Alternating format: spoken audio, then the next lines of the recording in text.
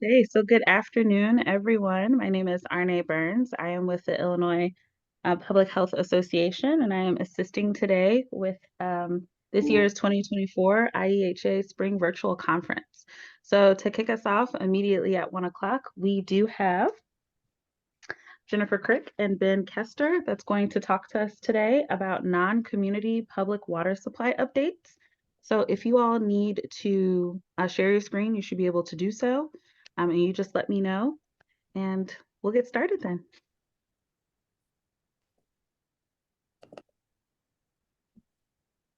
Can you see it?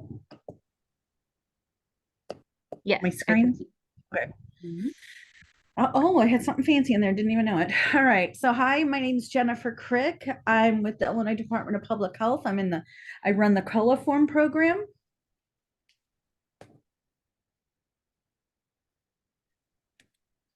So a few coliform updates. So seasonal system carryover. This is something we do every year. Any seasonal systems that have not completed all their revised total coliform requirements before closing in 2023 will be required to complete any missing 2023 requirements upon opening. It should say in 2024. Sorry, I apologize. That's a typo there. So they'll need to finish that up this year. If it's a seasonal depressurized system, those systems will need to perform and certify their 2024 seasonal startup before completing any missing 2023 requirements. So they'll need to do their startup and send in all their paperwork and their sample together to the DPH box. And then during their operating period, they can take finish up any missing samples that they need to take, but it has to be during the operating period. And so you're operating, like for instance, if your operating period is 5/1 to 10/31, samples collected outside of that time frame would not be able to be used. We are asking that all of the RAs please check their bottle mailing addresses on their systems and make sure they're correct. We've had the lab has had some outdated addresses come through and keep having bottles getting sent back. So we want to make sure that everybody's checking those. Coliform kits for startup samples will be coming soon. They're going out either at the end of this week or the beginning of next week. We also need to know if the systems are using a private lab or the IDPH lab. We have recently come across some systems that are on the bottle mailing list, but they're not utilizing our bottles. So we don't want to waste bottles. We don't want to waste taxpayer money sending out stuff. So if you can check to make sure that those are correct, that we know whether they're supposed to be using private or public, public being IDPH lab, that would be great. I did send out my PowerPoint so that you guys could all have it. So you have all of this. This is something I usually go over every time just because to understand coliform, you really need to know, the terms that we use, the abbreviations we use. I'm not going to go over all of these right now, but it is there for your reference. So you know what I'm talking about. Like for instance, if I say SSP or if SSP is written anywhere or in an email or anything like that, you'll know what we're talking about. SSP means seasonal startup, right?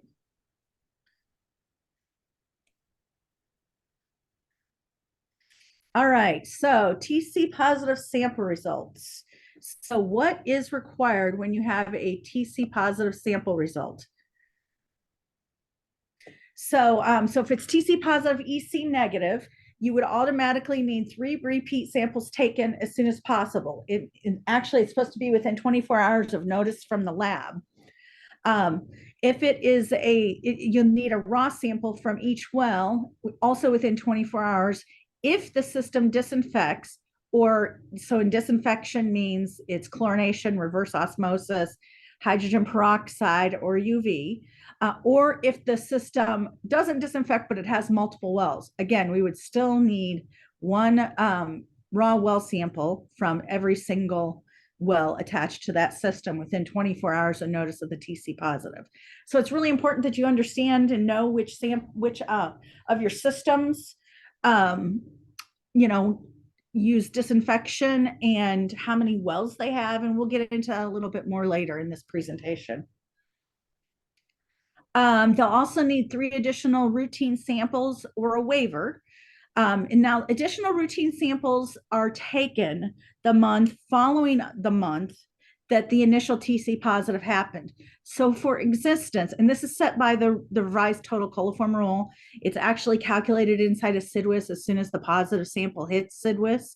So we don't have anything to do with that. It's automatic. Anyway, if a sample, let's say a sample was taken on June 7th, the 3 additional TC or the 3 additional samples would need to be taken during the month of July. If a system is unable to get those samples done on time within that allotted time frame, then the regulatory authority would need to send an email to the DPH box and let us know that those samples need to be moved. We have no way of knowing that those samples need to be moved unless we're told to move them, because we have 4,000 water systems. There's no way we can check for every single water system whether they're able to get to those 3 additional routines or not. So if we don't get an email asking us to move those, asking for an extension, and they have missed the month that it was supposed to be done, and they will get a violation.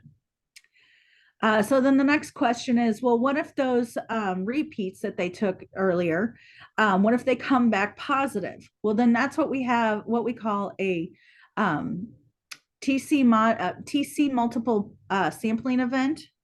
And so you would require a precautionary boil order, an on-site assessment taken within 30 days, 2 clean clearance samples marked special and taken after the completion of the on-site assessment and taken at least 24 hours apart. So if you take, let's say you take 2 or 3 samples all in one day and you wanted those to be your clearance samples, those would all be considered one sample. The samples have to be at least 24 hours apart. And again, if you need the 3 ART to be moved, then please send an email to the DPH inbox so that we know that it needs to be moved.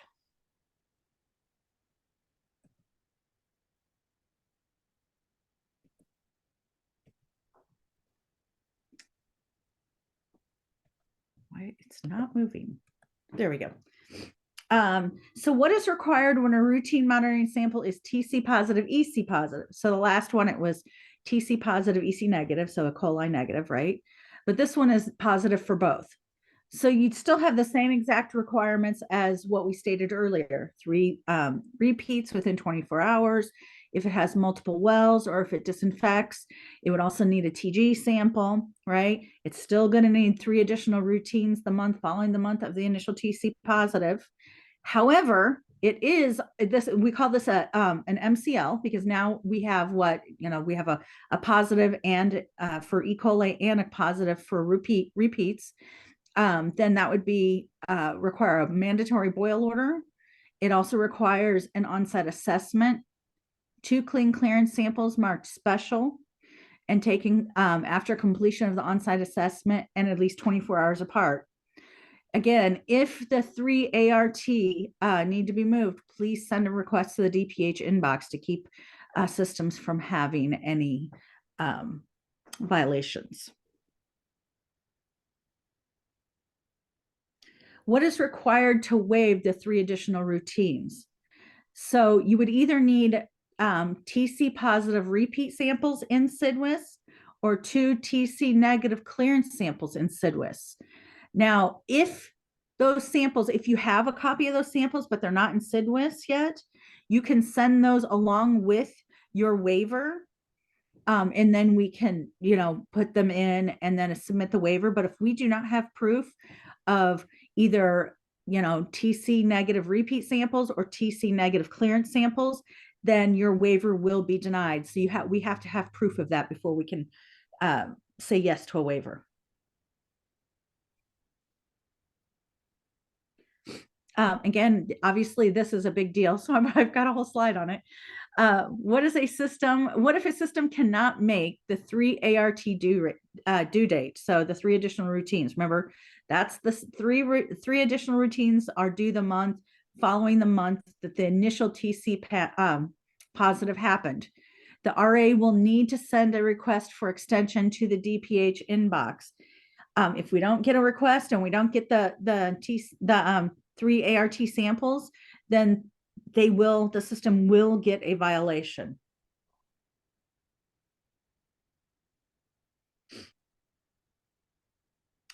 So how does a water system get repeat bottles and triggered well sample bottles? So if a water system uses the IDPH lab, then the lab will automatically send out repeat bottles. That's weird, that little red dot, sorry. They will automatically send out repeat bottles. If they do not use the IDPH lab, then they will need to let the private lab know that they need repeat samples taken. Systems using the IDPH lab, the TG bottles must be ordered by the regulatory authority. So that's how you get the triggered water sample bottles. That's how you get the triggered water sample bottles. And again, if they're not using the IDPH lab, then they will still need to order them. If they're using a private lab, they will still need to order them from their lab. TG bottles are required for all systems that have multiple wells or use any kind of disinfection. Remember, that's chlorine, UV, reverse osmosis, or hydrogen peroxide. They're required within 24 hours of notice of the TC positive samples. And water systems used in a private lab will need to let the lab know, their own lab know. So it's important that you're able to track the TC positive samples and what's expected of them or what you need to do for them on your own. So I'm going to go a little bit into how to do that. And you don't have to use my ideas, but I did provide some templates that you could use. And I'm going to go over those just a little. All right, so I created this sheet called a water system quick reference sheet.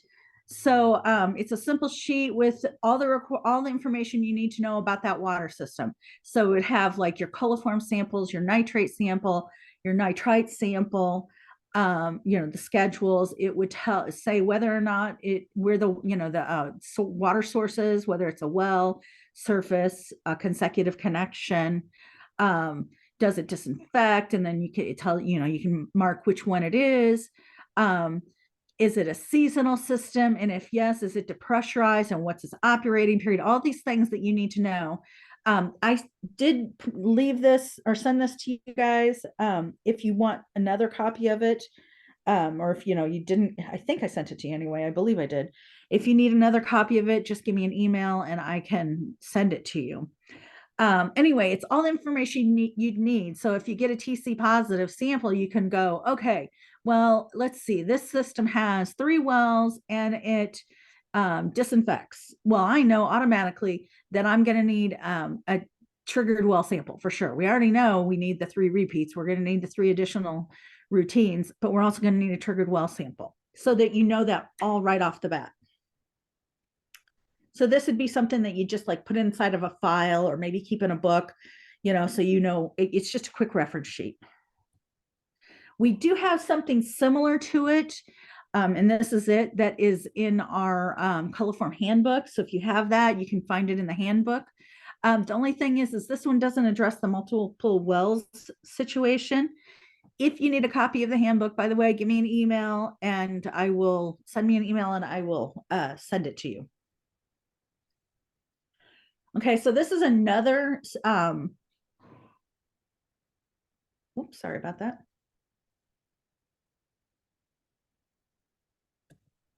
This is another sheet that I created, and it is called the Routine TC Positive Coliform Sampling Event Record Sheet.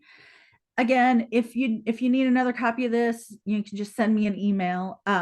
Here, this is where you would put when you get a TC positive, you'd fill this out along the way, and it tells you the things you need to do. So you have the IL3 number, the system name, where the samples TC positive or EC positive, were the samples, was this a multi-TC event or not, the dates and all that good stuff.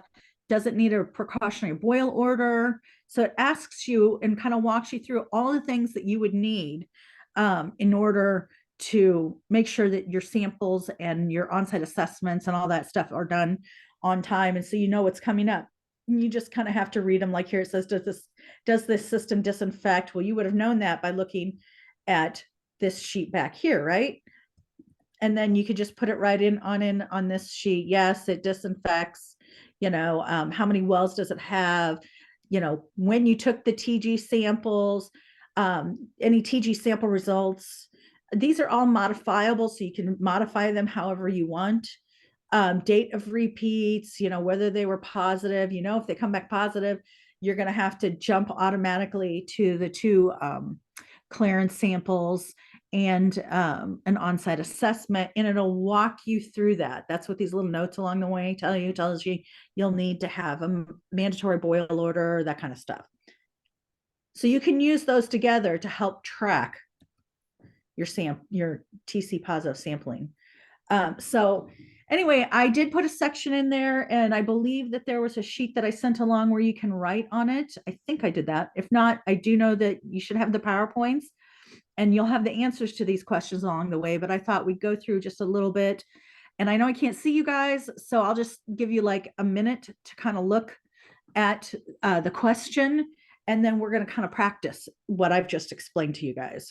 And I know I'm going fast. I apologize. I'm trying to make sure Ben has enough time also. All right, so we have a system. On July 15th, it took a quarterly sample, and it was TC positive, EC positive. So it also has E. coli. It's one well, no disinfection. We don't know all this because, samples come in and we've got our quick sheet that we referenced. And so we want to know, what does this system need following that TC positive, EC positive? And what if the repeats come back TC positive on July 17th? What do we need? So I'm going to give you like a minute to kind of sketch down what you think you're going to need based off of the information that I've already given you, or even from your own brain.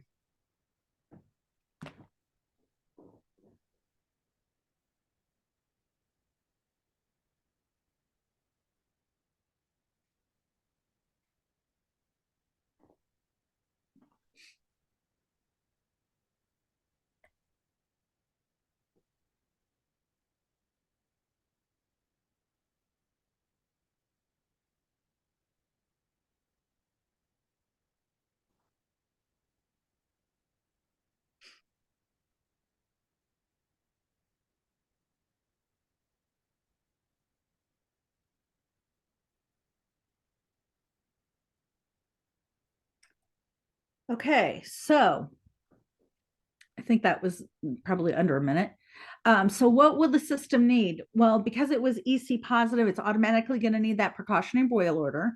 Of course, it needs 3 repeats, and it'll need 3 additional routines. Since that sample was taken during July, the additional routine are due during August, right?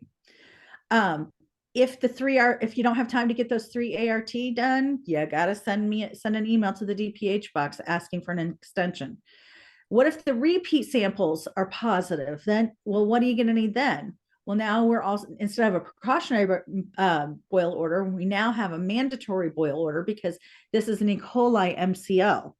You would need an on-site assessment by August 17th, because here it was, let's see, August, it was July 17th right here, is when we took the repeats. So it's 30 days from then.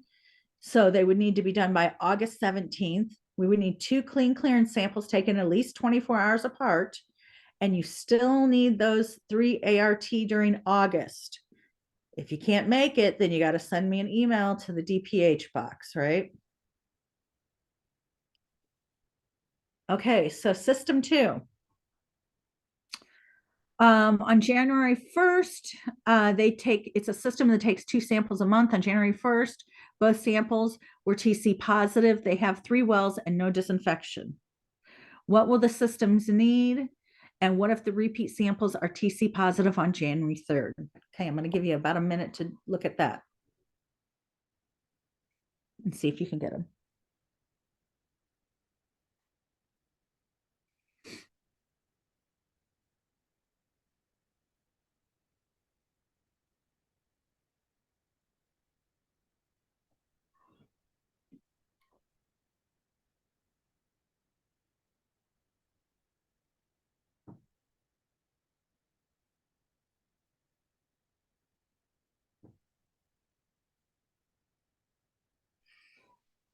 All right, so what does the system need? And what if the repeats come back TC positive? So initially the system would need 3 repeat samples and they would need 3 raw well samples, even though they don't disinfect, because per the groundwater rule, um, since you have multiple wells there, we would need raw well samples taken from that. And you're saying, well, how would we know, where are we supposed to take these samples from, these raw samples? They don't have any disinfection. Well, you just find the sampling spigot that is close to each of those wells as possible, and that is what we call the raw well sample. You would also need an OSA by February 1st, 2 clean clearance samples taken at least 24 hours apart, and 3 additional routines or a waiver during February. If the repeat samples are TC positive on January 24th, it won't really matter because you already had what we would call, because we had 2 samples up here, 2 samples per month. Since we had 2 samples that came back total coliform positive, you automatically have a multi-TC event. So it doesn't matter. We've already set the wheels of motion that, we're going to need the OSA and all that good stuff. So everything pretty much stays the same there.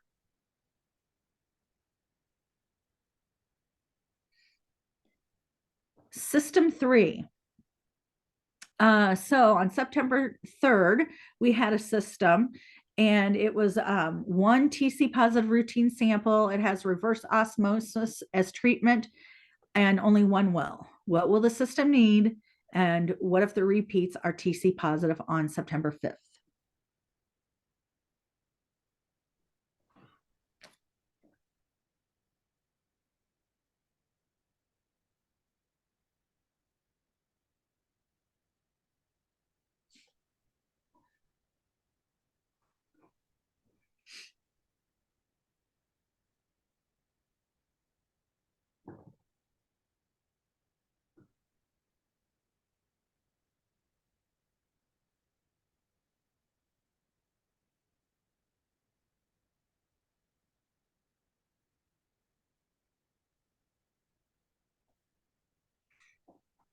Okay, so let's see what our answers are.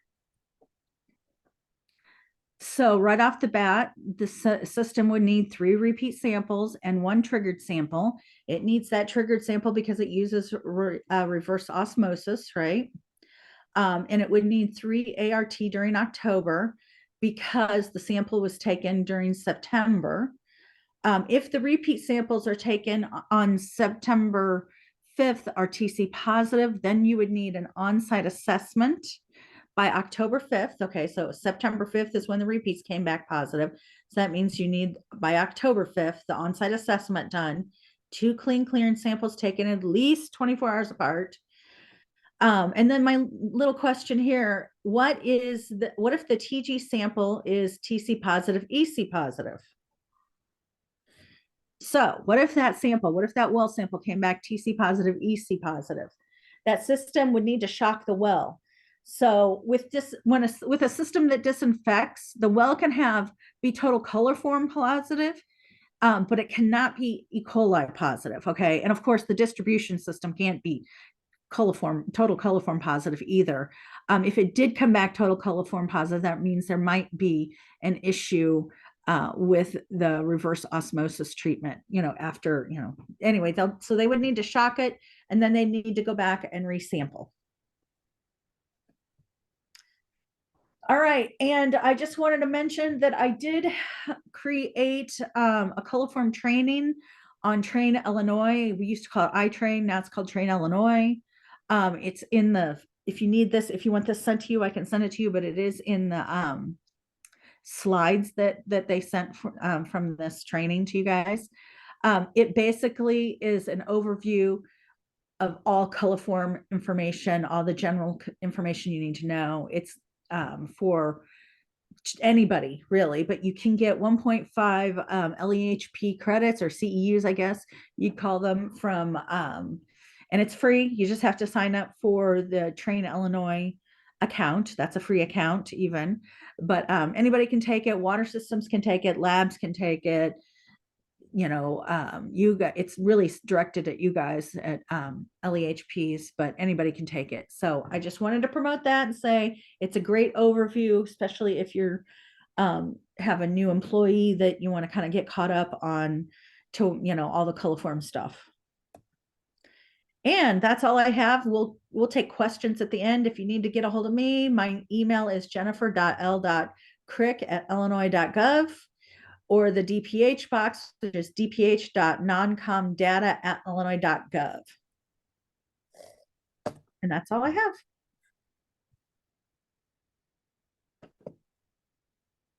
have. Thanks, Jen. I'll hop in here now.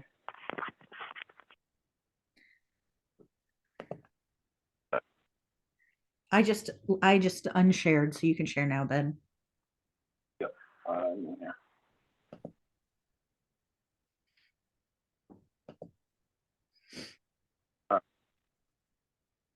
Can anyone see can you see my screen? Yes. Okay. Hello, everyone. My name is Benjamin Kester. Because Jennifer's in charge of the coliform program, I'm in charge of the nitrate program for Illinois Department of Public Health. So I just want to share a couple updates that are going on with the program, some basics about the program as well. And we have a couple major updates coming out that need to be kept up with. So, sure you all know, systems are required to test for transient systems. They're required to test for coliform every year, and then nitrates and nitrites. Nitrates are required to be sampled and tested once a year in general, and if a sample exceeds half of the MCL, so the MCL is 10 milligrams a liter for nitrates, if it exceeds half that, so 5, they're required to put in quarterly for at least 4 quarters until they show they're reliably and consistently below the MCL of 10. Reliably and consistently is something of a subjective statement, but as long as they are consistent, that's all I really look at. They may also be put on quarterly if there's a major jump, even if they've been on quarterly previously. So with the MCL of 10, if they're at 3 and then they jump to like 7 or 8, even if they've previously been on quarterly, they may be put on quarterly again, because that's a sign that there's a problem with the well. Nitrites currently are required to be sampled once every 3 years. All nitrate schedules are on the same schedule, so the current schedule is January 2023 to December 2025. It doesn't matter when in that 3-year period you take it, you're required to take it in that 3-year period. So what's highlighted on here is one of the big updates that looks like it's coming down the line. So there's been discussions with Illinois EPA and federal EPA that potentially the nitrate schedule, nitrate requirement will be changed to annual instead of every 3 years. If that is to happen, it would happen in 2026 after the current 3-year schedule is over. We still don't know exactly what's going to happen with that. This is just coming about in the last month or so. We would like to get the code updated to actually make it 3 years, but right now the code is very vague, and so we potentially may have to go to annual to make everyone happy. So I just wanted everyone who oversees that to be aware of it and maybe start thinking of switching systems to get nitrites done every year now, so you don't risk forgetting later on. Nitrites operate the same as nitrates. That if a sample exceeds half of the MCL, they are required to be put on quarterly monitoring. The MCL for nitrites is 1 instead of 10, so if they get 0.5, they're required to be on quarterly for 4 quarters. Sampling must be done in accredited private laboratories. The cost and arrangement of the responsibility of the water system. The question we're always asked is, like, how do we find accredited private laboratories? I just want to show you this. So if you just go to Google and type Illinois EPA lab list, then the first link is this accredited labs. And then you have laboratories accredited for chemical analysis and laboratories accredited for microbiological analysis. Microbiological is your coliform. So a lot of people will use the state lab for that. So you click on chemical analysis. Then we have the list of labs that are accredited for this. You do want to note that chemical includes nitrate, nitrite, the SOCs, IOCs, all the stuff with the non-transient systems as well. This list does not differentiate which one. So almost all these would do nitrate, but there could be certain labs that don't do more complicated testing. So make sure you know how to get there. It's really easy to get to once you know where it is.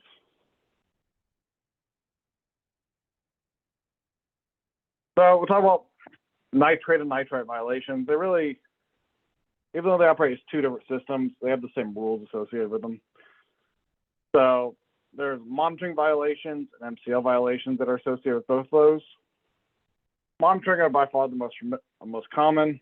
So when a required sampling period is missed, so if a system was required to collect a sample in 2023 and they didn't, they would get a monitoring violation for that. So it requires a new sample and a public notice to be brought back into compliance.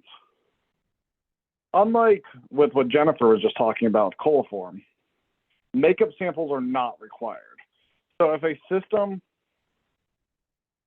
missed the 2023 annual nitrate sample, and then they take a nitrate sample in January or February of 2024 after they receive a letter from me, that does count as a makeup and as 2024 sample.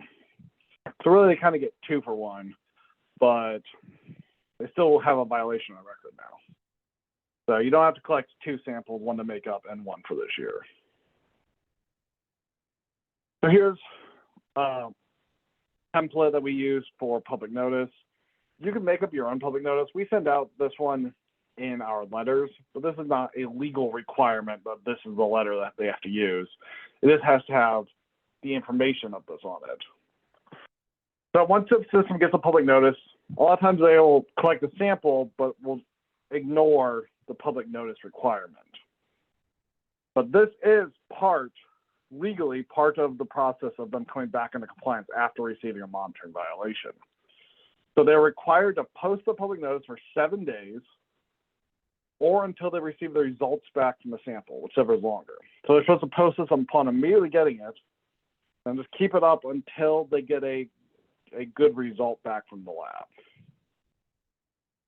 And then something that I'm sure happens a lot, people will put it up, keep it up, throw it away, but a copy of it must be sent to us for our records. If they post it and don't let us know, we have no way to go into their violation and mark that they've completed some of the requirements. Therefore, if a public notice is not received back within a year, the system will receive an additional public notice violation. So this is something that is not necessarily new, but we've been really enforcing it in the last year. And any of you out there that oversee this stuff, get emails from us, I'm sure that you've noticed like twice a month getting violation notices from us, or preliminary violation notices, because systems, there's a lot of public notice violations, and we're trying to make sure we're getting all of our public notices in, so we issue as few of those as possible. All right, so now we talked about the monitoring violations. This is going to be about the MCL violation. So what happens when a system goes over the required MCL, the 10 for nitrate or 1 for nitrite? So the first time a system exceeds the MCL, they're required to take a confirmation sample within 24 hours. If 24 hours is impossible, which we get, sometimes, it's on a Friday and the lab's closed on the weekends or whatever needs to happen, they are then required to post an MCL public notice and take a sample within 2 weeks. And this is not, the public notice does not have to be some major printed out thing. They just need to post something immediately that says our water's over the MCL. That needs to go up immediately. They don't need a full printed out sign. They just need something publicly available right away. And then they have to take a sample within 2 weeks and get it to us. So subsequent results over the MCL do not require confirmation samples. So the system has had 11 for years, which we have some systems that are in very nitrate high areas. If they get an 11, they do not have to take a confirmation sample. We have years of data that says that is the confirmation. So if a nitrate is over 10, there is a way they can keep using their water. We have something called a nitrate exemption waiver. Any of you that have seen this are probably familiar with this. They're required to post a public notice that says, hey, our water's over 10, and then they have to fill out a form and send it back to me, get permission to operate over 10. This waiver lets them operate up to 20 milligrams per liter, so it doubles the MCL for them. But if it ever exceeds 20, they can no longer use that water for any potable purposes. Also, they have to do the exemption waiver in order to get to 20. And if they don't, they will also receive a violation if they exceed 10 and don't get a waiver back to me. Nitrites are simpler. If they go over 1, they can't use the water, and they're required to post a public notice. And they get a violation every quarter until they fix their water, install a new filtering system that fixes the water, dig a new well. Can't use the water at that point. So the MCL violations occurred immediately after a sample is received, and they must go on quarterly monitoring and post public notices until the result drops. Like I said, violations will be incurred every quarter until it's resolved.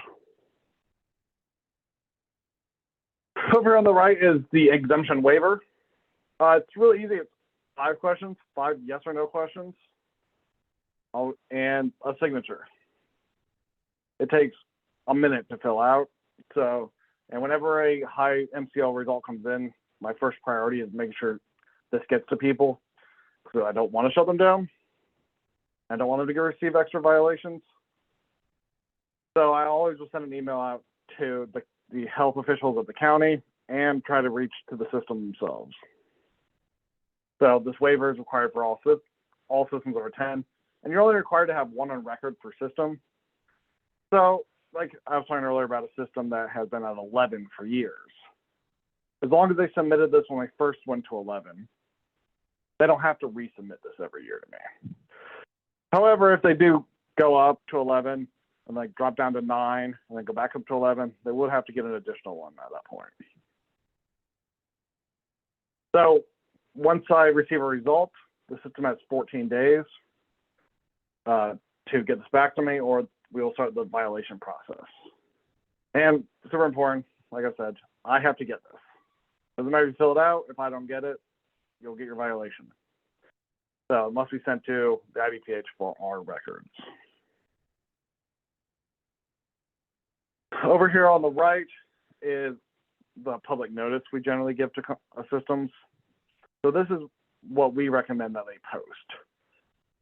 So put high results on it, contact information, sign it, send me a copy. So anytime your water is over 10, this must be posted. And unlike a normal public notice, it's only required to be posted for 7 days. This has to be posted for as long as the water is high. So as long as the water is over 10, which could be years, this has to remain posted at this facility in a prominent location. When they first go over 10, we do ask that a copy of this also be sent to IDPH for our records. And this in highlighting is also a new thing that's going to affect this year. Any system operating under exemption previously will be required each year to submit a copy of our public notice back to us, along with a confirmation that they're being posted. We just want to make sure, and the EPA is pushing us to make sure that these facilities are continuously notifying people, that they don't just, because since we don't have the ability to really go out to all these systems all the time, we just want to make sure that they are doing their part in notifying systems. So we're just, once a year, we're going to require all these systems to let us know that they're continuously doing this.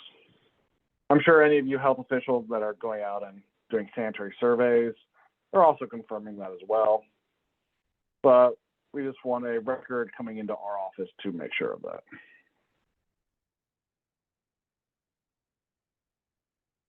All right, well, that's it for me. There's not much else I really have to talk about. Here's my contact information. Jennifer Crick, also you got hers previously. If you have any questions about any of this, I know it gets really complicated, especially the coliform information, and there's so many parts to our program that you have questions. I also manage the inventory and sanitary survey programs here. So if you have any questions about anything, please reach out to us. We want to make sure that you guys know what you're doing. That helps us do our job better, and we try to work hand in hand with each other.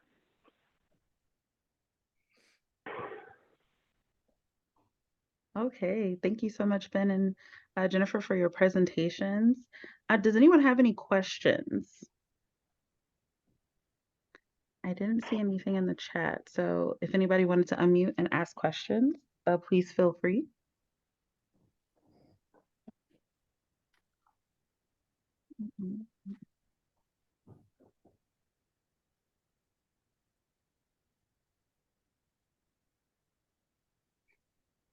If no one has any questions, I think that's going to give us about 15 minutes before our next presenters. So I'll pause the recording here, and then we'll kind of take a break. For anybody logging off, thank you for joining us. And for people logging in, thank you. We're happy to see you. So we'll go ahead and do that. Thank you guys so much. Bye. Okay. Hello, everyone, and welcome back to our second session for today. We're going to go ahead and get started. Our second session today is going to be led by Jenny Atkins, where they'll be talking about water and atmospheric resources monitoring program. So Jenny, I'm going to go ahead and turn it over to you. Okay, thank you.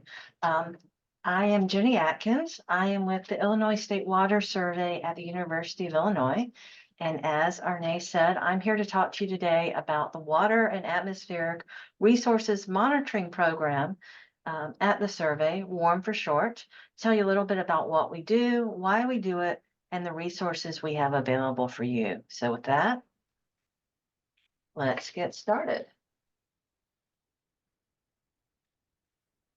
The WARM program consists of 4 long-term monitoring networks that monitor water at stations across the state. The blue dots you see on the map are the Reservoir Observation Network, which look at end-of-the-month reservoir levels. The Shallow Groundwater Wells Network, the black dots, look at water tables. Benchmark sediment network, the green dots on your screen, are measuring sediment levels in the state's rivers and streams. And the Illinois Climate Network are the red dots, which monitors weather and soils across the state. So we'll start with the Reservoir Observation Network. And these are 2024 reservoirs that we monitor mainly in central and southern Illinois, simply because that's where the reservoirs and lakes are mainly in the state. And we collect data on their levels at the end of the month. We've been collecting this since the 1980s. And right now we have almost 40 years worth of data looking at reservoir levels. This information is not available on our website, though it is publicly available. And if you're interested in it, you'll contact us. We can get that to you. The next network is the Shallow Groundwater Wells Network. This is a network across the state that is looking at water table levels. This was established in the 1950s to address drought, a big drought that we had in the 50s. And it was decided here at Survey that we need to learn more, understand more about the water resources in the state. So we put in monitoring wells across the state, trying to get in different regions, make sure everything's covered. And we also tried to site them in areas of the state where we can monitor natural water tables. So areas where we don't have a lot of pumping. And as you know, things have changed a lot since the 1950s. So while they might have been monitoring natural water table 70 years ago, not so much anymore. There's a lot of pumping in the state, but it does still give us some very good information about what is happening in our water tables, whether it's natural or not. Now, we began this in the 1950s with hand measurements, and you can see Jim Osborne, our technician here, doing that. But we put in about 20 years ago, started putting in sensors. So now we collect hourly data from all of our wells. And we go out, a technician goes out and verifies the sensors with hand measurements several times a year.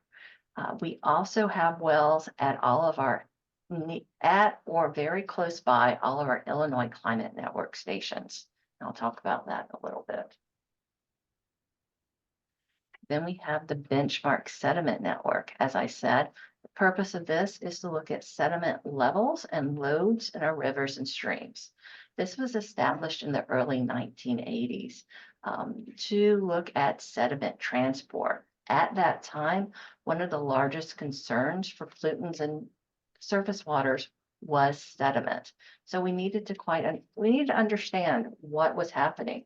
So we developed this network to determine long-term trends in sediment transport and to evaluate the effectiveness of watershed management programs.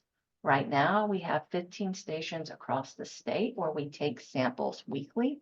And then we have technicians such as John Beardsley here. You may have seen him on bridges if you got driven by, who takes more elaborate samples every 6 to 8 weeks to verify those weekly samples. And then our fourth network is the Illinois Climate Network, or ICN for short. These are 19 stations around the state that monitor weather and soils. So we're looking at quite a bit here. We're looking at 5-minute weather data. So wind speed and wind direction, air temperature, relative humidity, barometric pressure, solar radiation, and precipitation. At selective stations, we have additional air temperature sensors to monitor air temperature inversions. And all of that data is collected every 5 minutes. We collect hourly soil information, so hourly soil temperatures at 2 and 4 inches under bare soil and at 4 and 8 inches under sod.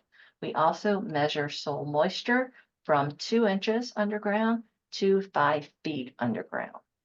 We also calculate potential evapotranspiration, dew point, and growing and pest degree days. So we have a lot of information there. ICN has been monitoring since 1989, so we have 35 years worth of data there. So why do we do it? Why is it important to have long-term monitoring networks? Well, I mean, the glib answer is we don't know what we don't know. Without having these long-term monitoring networks here that are collecting data routinely, we don't know what's happening. It's consistent data that fills in data gaps and helps us to see the long-term trends. And it's necessary for effective policy and planning. One example I'll give you is Bulletin 70. If any of you are engineers or urban planners, you might be familiar with this. This is a document that came out in 1989 that gives expected rainfall amounts for selected storm durations. So, example, what's the 24-hour 100-year storm for, say, Peoria or Springfield? And this came out in 1989, and a lot of federal and state agencies required that for design work. And it was good information in 1989. But as you know, things have changed. So it was revised back in 2019, which we call Bulletin 75, for new numbers for the design work. But to revise that, we needed the long-term precipitation data. And so they took data from networks such as the Illinois Climate Network and other long-term networks that have been in the field for decades. So we can see what's changing and what's happening now. So it's important to have these long-term networks to understand events and changes, to take us from the real time, what happened 5 minutes ago, to what happened 30 years ago, and to put everything in perspective.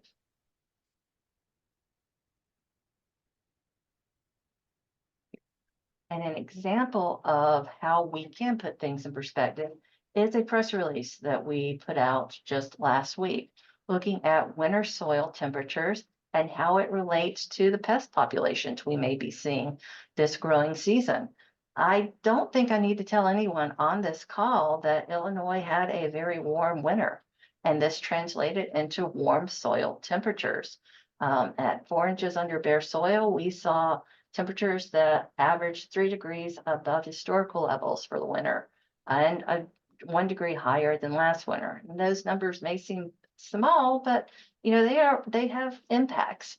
We saw very few days in which our soil temperatures were below freezing, especially in northern Illinois, where we had a snow cover that was insulating the soils, and in southern Illinois, where they had a warmer winter. But how does that impact pests? Well, with this warmer winter and warmer soils, there's a greater chance that pests will survive the winter. And they didn't, we saw less pest death during the winter, which can mean perhaps increased pest population for this growing season. And as we have more and more winters, that also impacts, what pest we see in this state. So having this information is quite important. Another place where data from the warm networks are used is with drought monitoring. Most of you are probably familiar with this. This is the U.S. drought map for Illinois. It comes out once a week on Thursdays to show what drought conditions are for the state. The drought authors, usually from the Drought Mitigation Center, but from other federal agencies, put together a lot of information to draw these maps. And Trent Ford, our Illinois state climatologist, talks to them weekly about this and provides them data, including data from the warm networks. Because while the Drought Mitigation Center can pull from a lot of things, the warm networks have some unique information, particularly soil moisture levels. So what's happening in the soils? This is an example of soil moisture plots from our Belleville station in St. Clair County, looking at 4, 8, and 20 inches. Just a little explanation of these plots.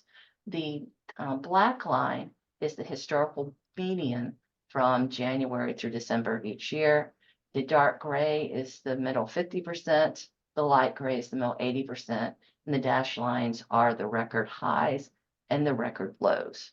Now, generally with the trend with soil moisture is that we're highest in this winter, and during the growing season, soil moisture declines before rising again in the fall and early winter, late year.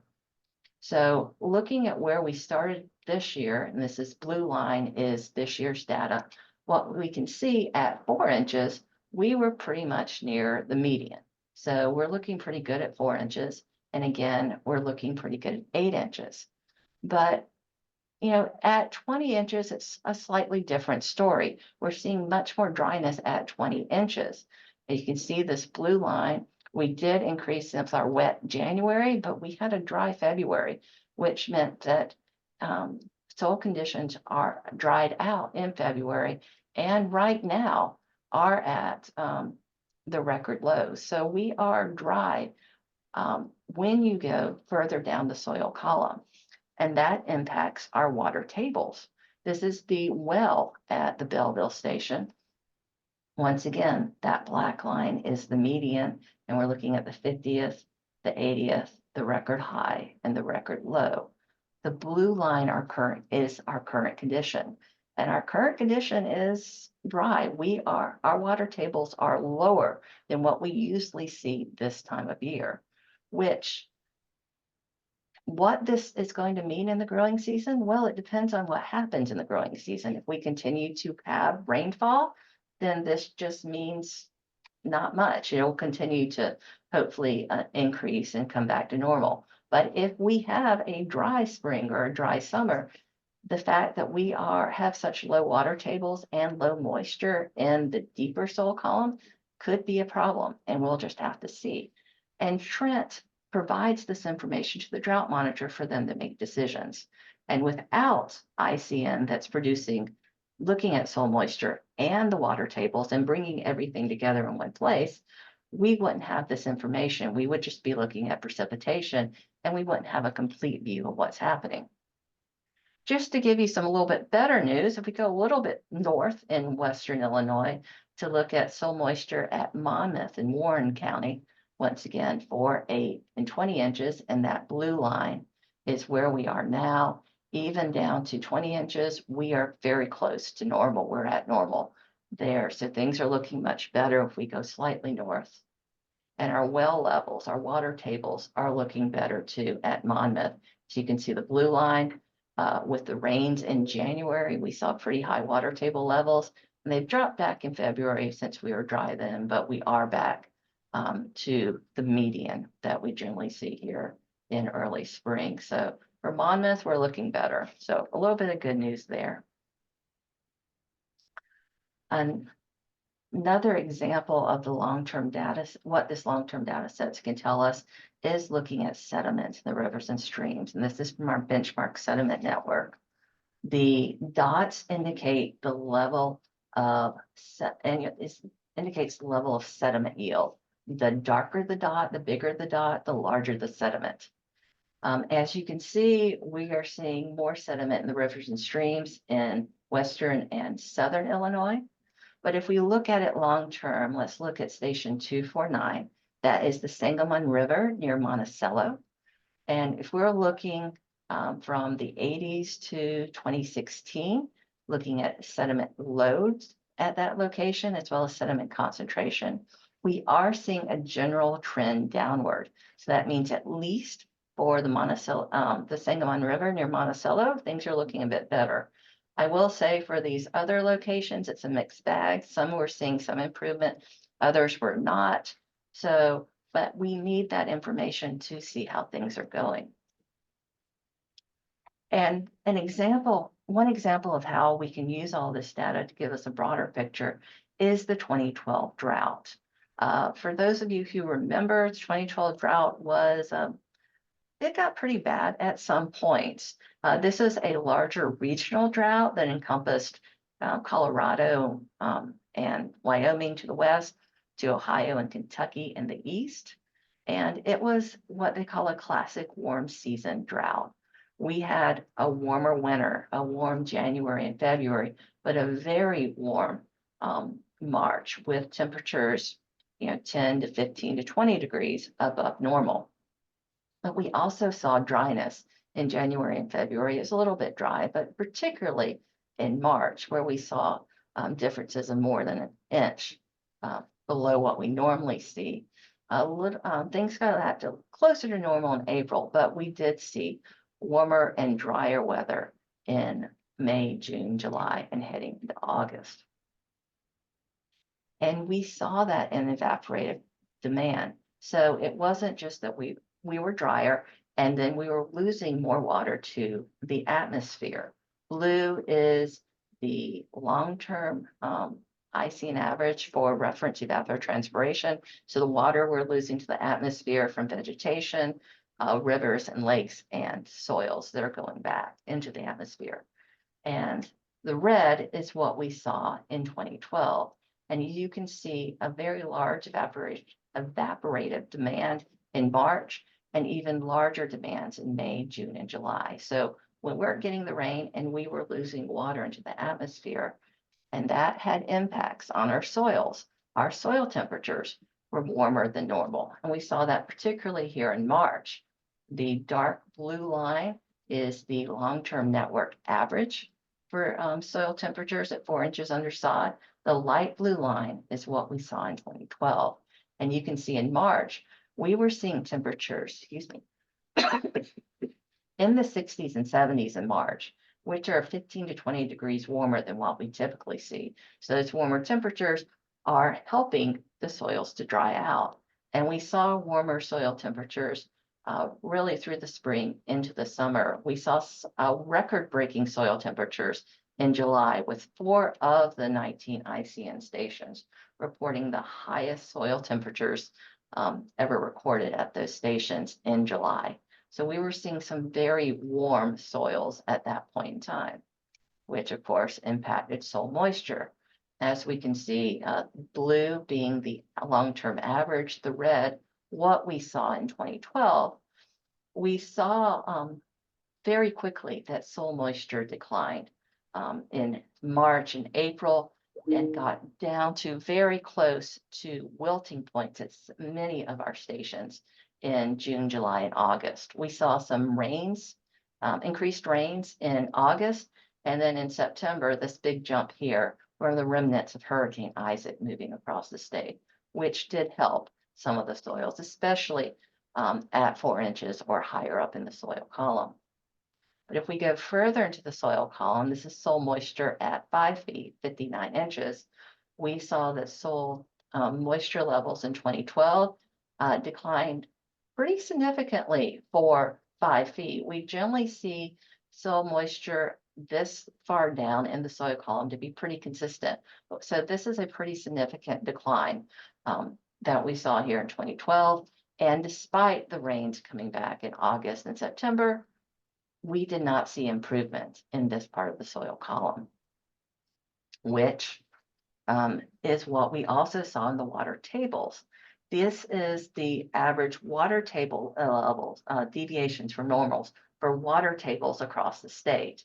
And despite those rains, as I said, coming back in August and September, and we're beginning to see some improvements in the shallow soil moisture levels, we did not see it in the deeper soil moisture, deeper in the soil column, and we also didn't see it in the water tables. Water tables did not improve until April of 2013. So it took several months before we saw improvements in the water tables. So it shows the long-term impacts of this drought. We can also see that if we look at reservoir levels. This is reservoir levels from 2012, and roughly half of the water supply lakes in that we measure experienced their lowest storage levels in the summer of 2012. And if we look at this red line, which is the average lake levels, we don't see the improvements coming until late winter, early spring of 2013. So recovery from the drought took much longer than just the rains were coming back. It took several months for the soil columns to recover, for water tables to recover, and our reservoirs. So this shows what we can see with with the WARM networks, that we put all of this information together to give a complete picture. It's not just, precipitation gauges or, sediment levels, but the whole entire water system. As I like to say, we monitor from 33 feet in the air to 50 feet underground. And it's more important than ever that we have this complete understanding of what's happening since we are in a changing climate. average daily temperature in Illinois has increased by 1 to 2 degrees Fahrenheit. But that's not consistent across the year. We're seeing much higher increases here in the winters, where we're seeing increases of 2 to 3 degrees on average, depending on where you're located. So we are having a changing climate, and we need to understand exactly what's happening and where it's happening. We're also seeing changes in precipitation. Our average precipitation has increased by 5 inches over the last 120 years. And it's just not that we're getting more rain, we're getting more intense rainstorms. The number of extreme precipitation events on this chart from 1900 to 2018, which is defined as days where we receive 2 inches or more of rain, has increased. So we're getting heavier rainfalls in shorter periods of time. And the WARM networks with the Illinois Climate Network and others are providing essential information we have to understand what's happening and to prepare and plan how we're going to adapt to this changing climate. So hopefully I was able to convince you that we're important and we're needed. So let's move a little bit over into what resources we have available for you. So you like all of this, you want to know what you can use.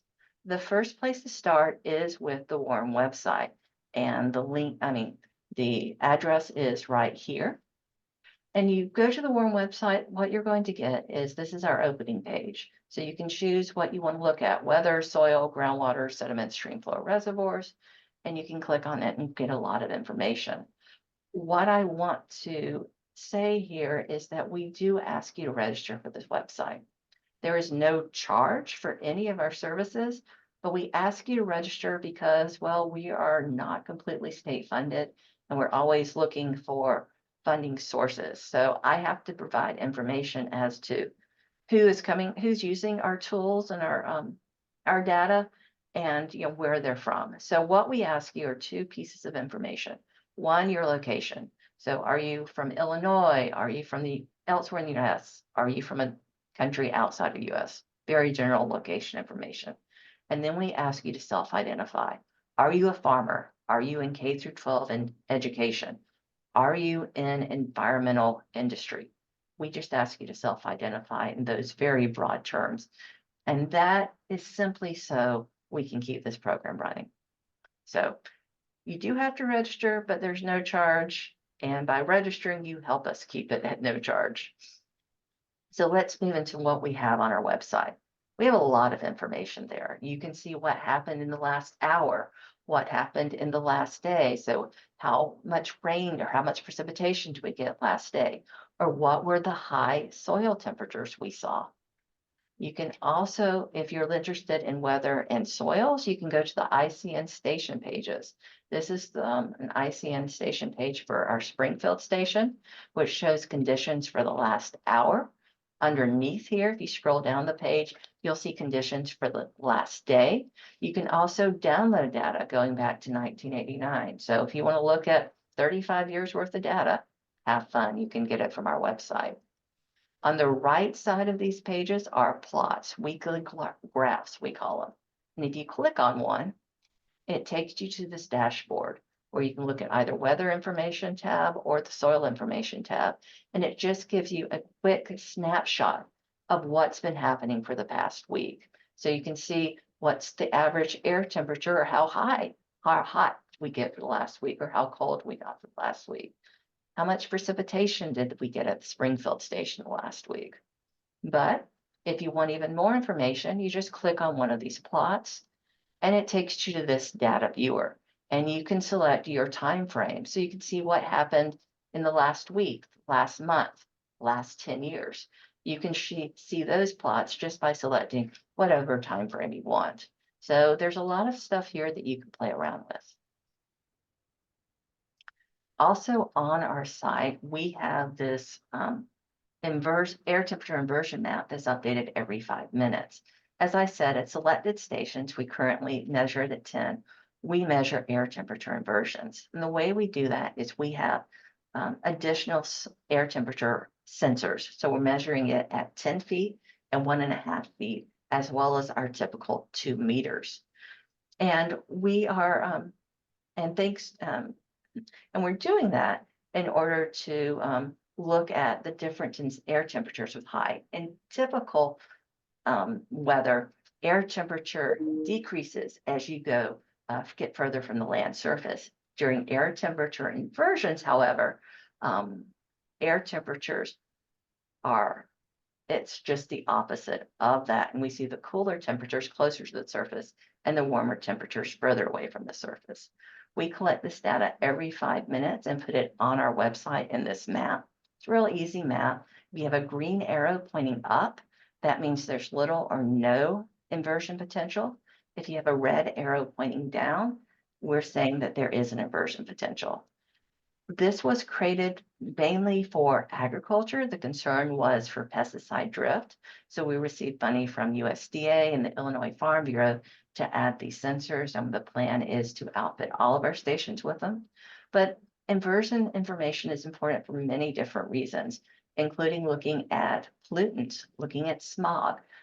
Anything that gets trapped in that layer close to the surface can cause issues. So this is information that's interesting for quite a few different groups. We also work with regional organizations such as the Midwestern Regional Climate Center to produce these maps. These are regional maps looking at soil temperatures in the last 24 hours across the Midwest. We also have maps looking at potential evapotranspiration across the Midwest. These are available at the Midwestern Regional Climate Center at Purdue at this address here, or you can just Google MRCC and Regional Mesonet Program. But you can see not just what's happening in Illinois, but to get a broader picture. If your interest is in water tables, you can go to our Shallow Groundwater Wells Network page and select any of these wells here. You can see our wells on this map. And that'll take you to a well page. You can see plots for the last year, but you can choose what time frame. So if you just want to see what happened for last year or the entire monitoring period, which for St. Charles goes back to 2002, you can do that to see what changes there are. You can also download the data. So if you want to see what's been happening for the entire time, and to play with it, analyze it yourself, that data is available. I will say for the wells data, we have been updating it on our website monthly. However, in conversations I've been having with the ag community last month, they are asking that we update more frequently. And so we are looking to update it maybe twice a month instead of just once. So hopefully we'll be able to do that. We also have some tools available, such as looking at growing degree days. Starting in April 2nd, we'll start posting our growing degree day map. It's since April 1st with a baseline of 50 degrees. So yeah, it was developed for corn, but it can be used for other products. Just showing what's happening across the state. But if you want something a little bit more personalized, we have the crop degree day calculator, where you can choose a different base temperature, either 50 or 40 degrees. Select the station closest to you and input your planting date, and you can get personalized growing degree days there. We also have some pest tools. Most of these are pest degree days, but we look at some other stuff as well, such as this map for the brown marmorated stink bug. With stink bugs, according to research, they become more active once you reach 12.5 to 12.7 hours of sunlight daily. So we're looking at the photo period. How much daylight are we getting each day at our stations? And this map is from mid-February. We're seeing about 10 to almost 11 hours of sunlight a day. So we still have a little ways to go, but it is creeping up there. So we will soon, probably not certain in March, but probably by April, reach that period in which we'll see increased stink bug activity. We also have maps for other pests, looking at pest degree days, which are just calculations based on temperatures. We also have calculators where you can choose your pest. Here's the squash vine borer, your station, and depending on the pest, they may ask you to choose a start date. For the squash vine borer, it is fixed at January 1st of each year, but others may be dependent upon when you first noticed eggs or when you first trapped an adult. And you put that information in, and it'll give you growing degree days for the season. That's the blue line. But we've also taken the National Weather Service forecast for the next week and calculate a pest degree day forecast for the next week. And so for here, the squash vine borer, we can see that we are reaching about 800, a little about 900 or so pest degree days. But when you look at the forecast, we're expected to reach over 1,000 pest degree days in the next week, which is when we begin to see adult emergence. So that's something that farmers and growers would want to know. I will say that we do not calculate heating and cooling degree days, but we do have the information for you to calculate it on your own if you're interested. Now, we summarize this every month in a publication called the Illinois Water and Climate Summary. We work with Trent Ford in the State Climate Office to write this, and it just summarizes what's happened for the past month, looking at weather, soils, groundwater, and surface water. So what's happened and what changes did we see? This is available online. There's a link from the WARM website. We also send it out through email. If you're interested in getting into our email list, just send me let me know and I'll add it to it. But you can find it online. So the WARM program has a lot of users from state agencies such as IDNR, where federal agencies, USGS, NOAA, NASA used our soil moisture data to help calibrate their soil moisture satellite. And we have industry that are using our information, BP, DuPont, Agribul. So we have a lot of different users. In the Illinois State Water Survey, the data from our networks are used for water supply planning, groundwater modeling, climate and atmospheric research, and of course by our state climatologists to let everyone know what is happening. And there's being used from everything from looking at climate change for urban planning, construction, as I said, water supply planning, when to plant. That's a big question I'm getting now. I even had a conversation with a construction engineer who wanted to know about relative humidity because she was planning to paint lines on a newly paved strip of interstate, and it could not be too humid or she would have problems with the paint. So there are a lot of uses for this information, and I'm sure you're thinking of some that I have not even thought of right now. As I said, that we ask users to register for our website. As of yesterday morning, we had just under 10,000 users, 9,992 users as I said yesterday morning. Our largest user group is agriculture. 36% of our users say they are an agriculture producer or in the agricultural business. But we see a lot of other groups coming to us: university, engineers, landscapers, K through 12 educators. So a lot of people are coming to us for this information. Majority of our users are within state. 76% of registered users are from Illinois. However, we do have users from 48 US states and territories and over 50 countries. So we have a very broad reach. But despite that, we are a very small part of what the Illinois State Water Survey does. The Water Survey does a lot of research, a lot of planning, a lot of modeling. But what I want to point out is that we also have a lot of other data sets, not just what we have in the WARM program, but we have data sets looking at drought, flood, groundwater, stream flow, water use. We have a lot of information available to you. And I just want to point out very quickly a few other resources that we have available. One would be our groundwater monitoring network. Our groundwater section has monitoring wells across the state. Some water tables, majority of them are looking at aquifers at many different areas across the state. And you can get that data online, some of it in real time.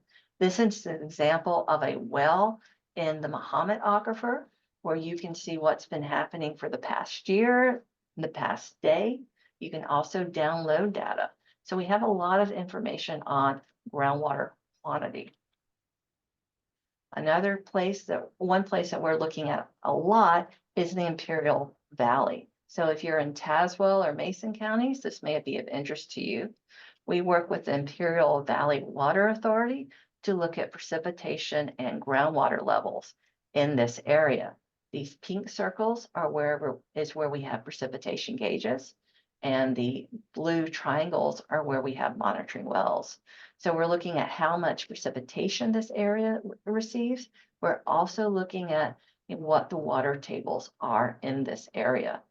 So this information is summarized in monthly reports that are available on the Imperial Valley Water Authority website, which you can see right here.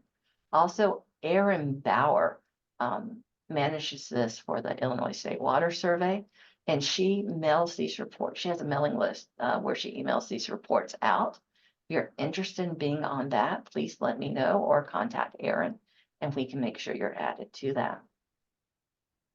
Another resource we have available is the groundwater quality database. This is a database that has more than 60,000 samples going back to the 1890s.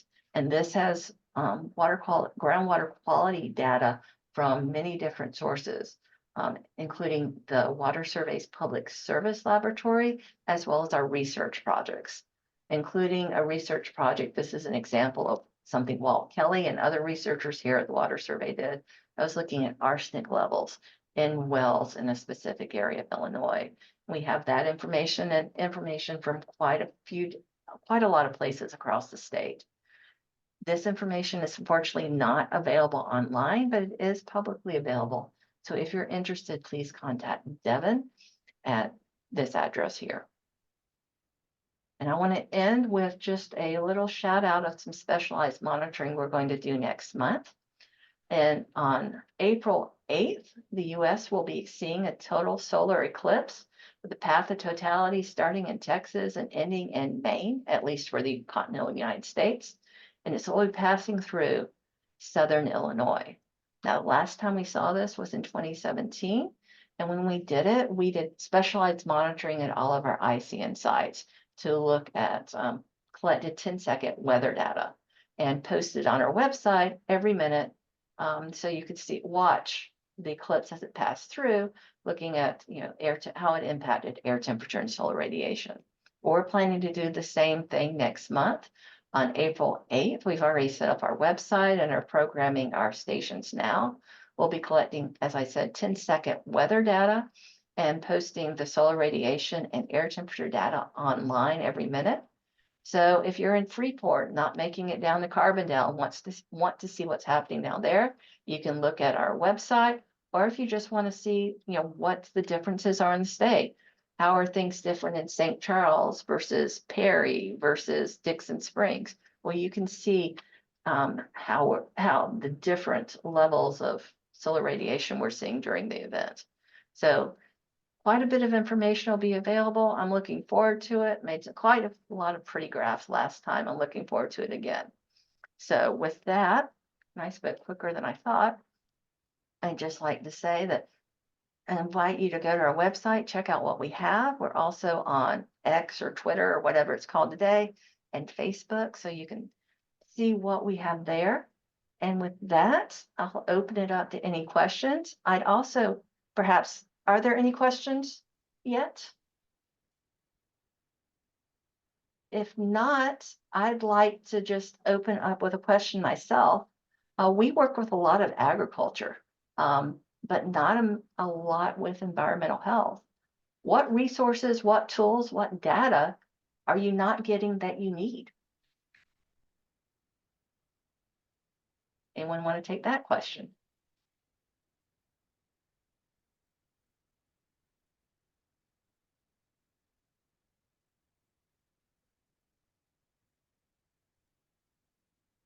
Hey, Jenny, this is Brian Cook from Illinois Department of Public Health. Can you hear me? I can, yes. I hate silence, so I'm just going to step in.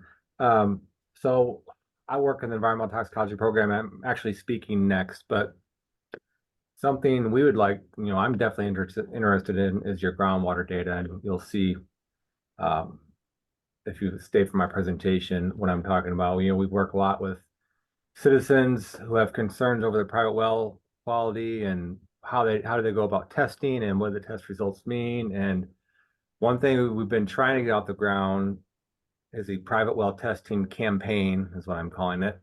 We're trying to work with the State Water Survey, although I know they lost their HEAL program funding.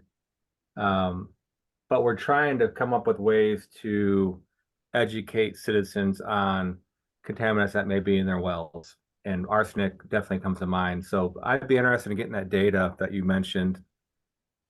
I didn't catch it on the slide. I'll email you afterwards, or unless there's a Arne, will these slides be available later on? I think they will be. I'll have to Yeah. connect with someone from the IEHA office. But So I can send that information to you. Also, if you just go to the water survey website, to the groundwater section, there is a page for the groundwater quality database. okay. All right. Well, yeah, we're always interested in trying to team up with other programs or agencies, trying to do our best to educate citizens of potential hazards. So feel free to reach out. That sounds great. Thank you.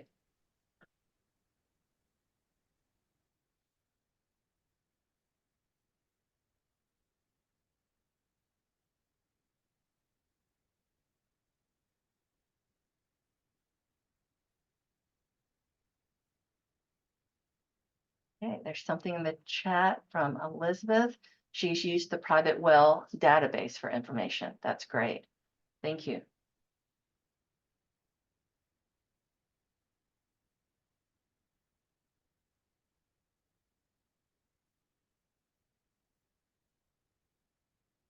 Okay, well, you may not think about it now, but if it comes, later on, or you dream of this wonderful tool you want, let me know. Just Google warm ISWS and we pop up. And just feel free to reach out to me. As like Brian said, we love to work with people. We have a lot of information. We want to make sure it's out there, make sure it's being used as much as it possibly can. So if you have any questions, anything you want, remember me and contact me. Thank you. Thank you, Jenny, so much for your presentation. Um, let's see. So I guess we are on a break until our 3 p.m. session starts.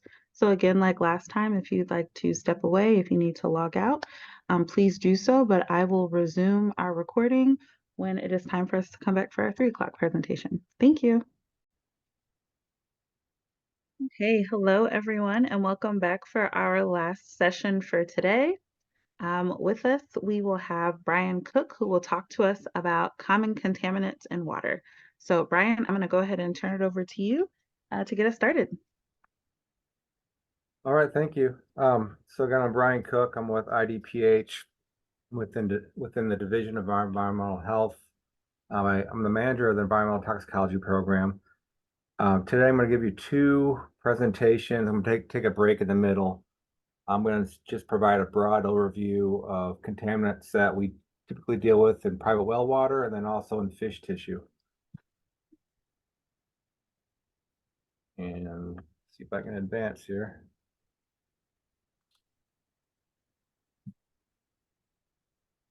There we go. So first, a brief background of the Environmental Toxicology Program. The program was established due to the Environmental Toxicology Act.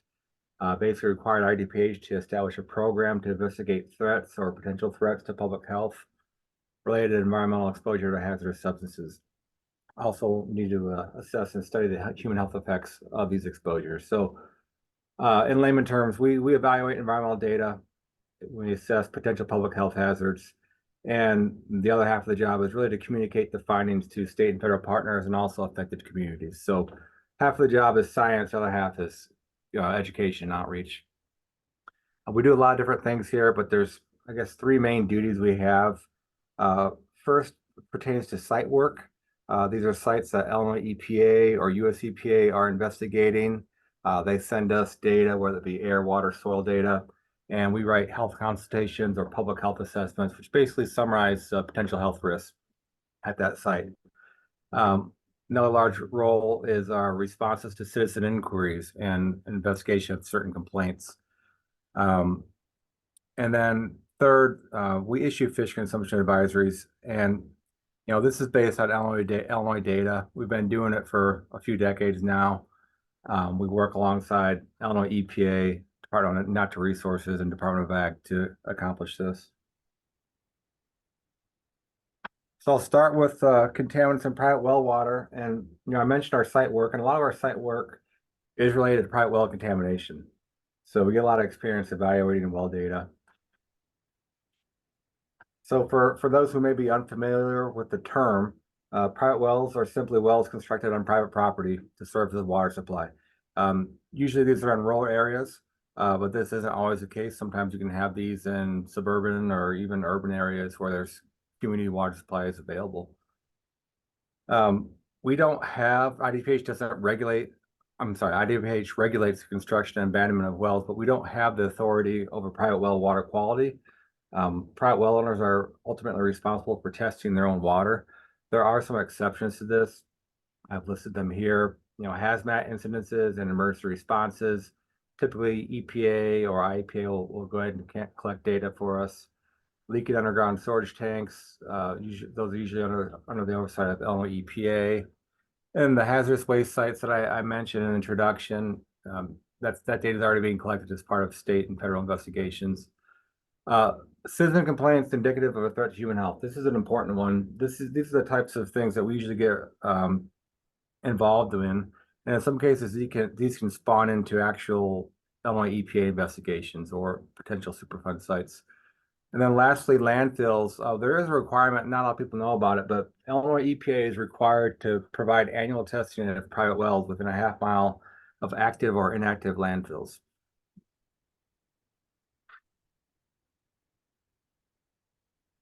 So, the types of contaminants that may be found in a private well really depends on the location, the depth of the well. But typically the contaminants you expect to find are going to be things like metals, polycoliform bacteria, nitrate, pesticides, volatile organic compounds, and per and polyfluoroalkyl substances. And I'm going to go through these individually in the upcoming slides.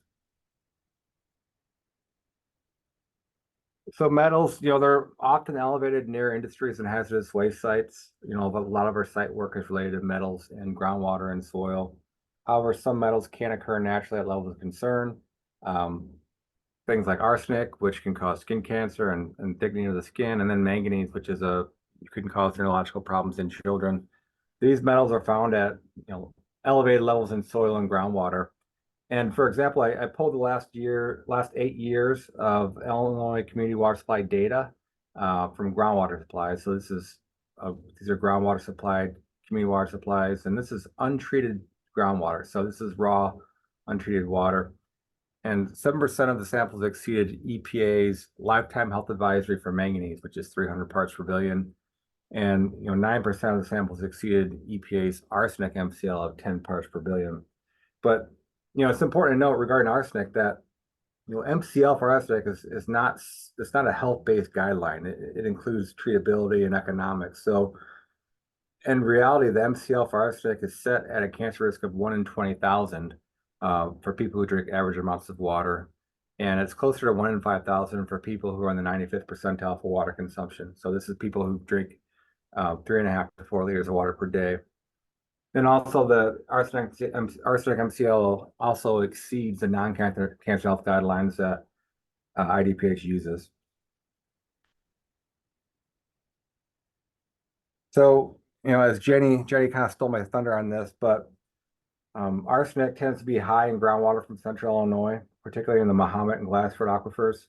So this is a summary of State Water Survey data from 2000 to 2003, and it includes both community water supplies and private wells. The circles are data from the Mahomet aquifer.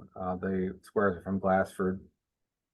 And you can make senses yourself, but anything blue or red exceeds the MCL for arsenic. So I definitely recommend that private well owners in Central Illinois test their wells for arsenic and other metals.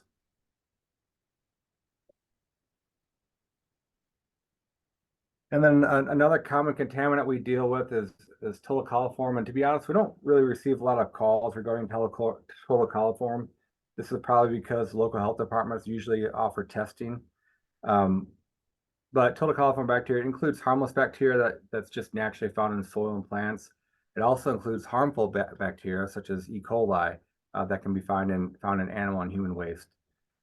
And what we typically recommend is for citizens to test for total coliform bacteria because this provides an indication of the potential for pathogens to be present. It doesn't necessarily mean that E. coli is present, but it indicates that a pathway is present. Positive detections, again, it indicates that surface water contamination may have entered the well, and it may also indicate that there may be some contamination from a nearby septic tank. So nitrates and pesticides, I've lumped these two together. We don't receive a lot of calls about nitrate. Again, probably because the local health departments typically test for nitrate. The most likely source of nitrate contamination are from agricultural sources and then potentially septic tanks. The concern with nitrate is that it may cause blue baby syndrome, which is essentially a oxygen deficiency in infants. Pesticides, we do receive calls for pesticides every now and then, and the problem with pesticides is that it's really difficult to identify what has been applied in that area, for a citizen especially. And the testing is very expensive. There are a number of different methods to be used to cover all the bases for pesticides. We typically don't recommend testing for pesticides. Instead, we'll recommend nitrate testing. And the reason for this is that it essentially serves as a surrogate for pesticides. High nitrate results may indicate that agricultural contamination, including pesticides, has entered the well, and it may also indicate contamination from the septic tank. VOCs, or volatile organic compounds, these are very common contaminants found at hazardous waste sites. They're used in a variety of applications, ranging from industrial uses to just basic household cleaners. Most likely to find these in private wells constructed in urban or industrialized areas. Sources of contamination include large industries, but also smaller businesses such as auto repair shops, dry cleaners, gas stations, salons. And another source is often inappropriate disposal, whether this be dumping at a landfill, dumping down a drain, or just dumping on the ground.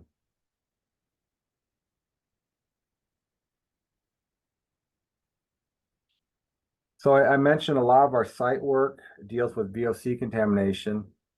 This image here is it's an old image, but it's from a document we wrote at a site known as Beloit Corporation in Rockford. This is a VOC site. It was a former paper machine manufacturer. You can see there's a subdivision to the east of the site. Those are private wells in that subdivision. There's no community water supply connection in that area. And VOCs were used in manufacturing of equipment and other uses. There's also a number of small businesses to the south that may have contributed to contamination.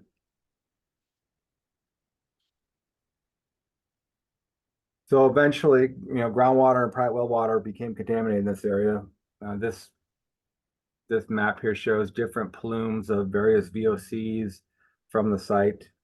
Currently, Illinois EPA operates a pump and treat system on the southwest portion of the site, I believe, and this is to keep the contamination from extending outward.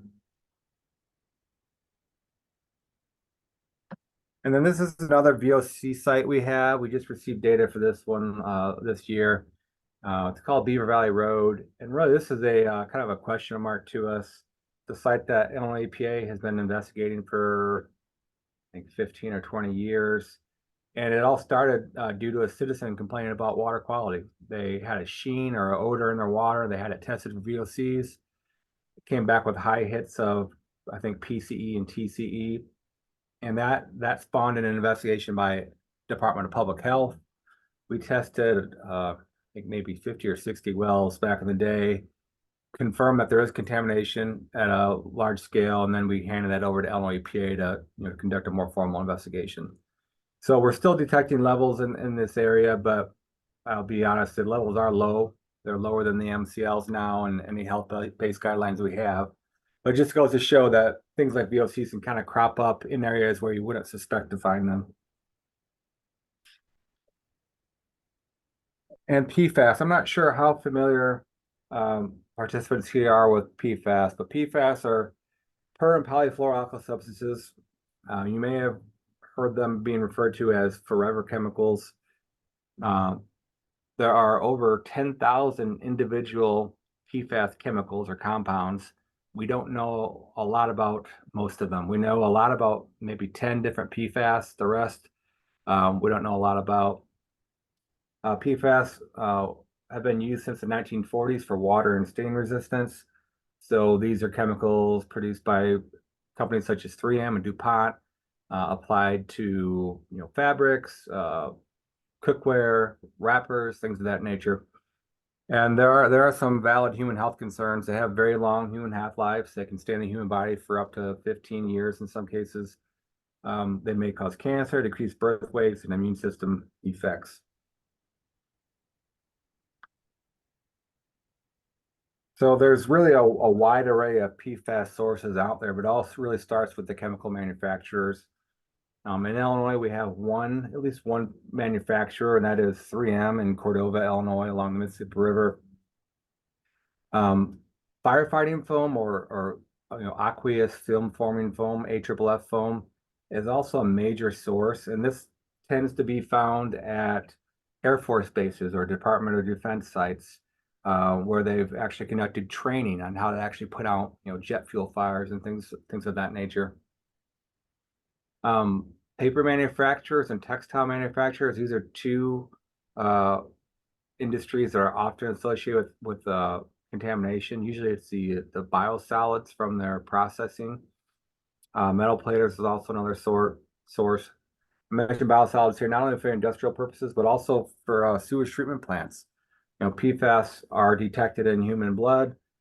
Human waste goes through sewage treatment plants. A lot of the PFAS ends up in the biosolids, and these biosolids can be distributed to other areas where they can contaminate groundwater.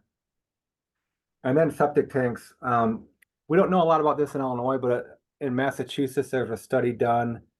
They found 4 PFAS in over 50% of wells they sampled, and they attributed the PFAS due to septic tank contamination. So I'm sorry to restate this. They detected PFAS in the private wells of these homes, but it was tied back to the septic tanks. They actually did some testing for other analytes, such as artificial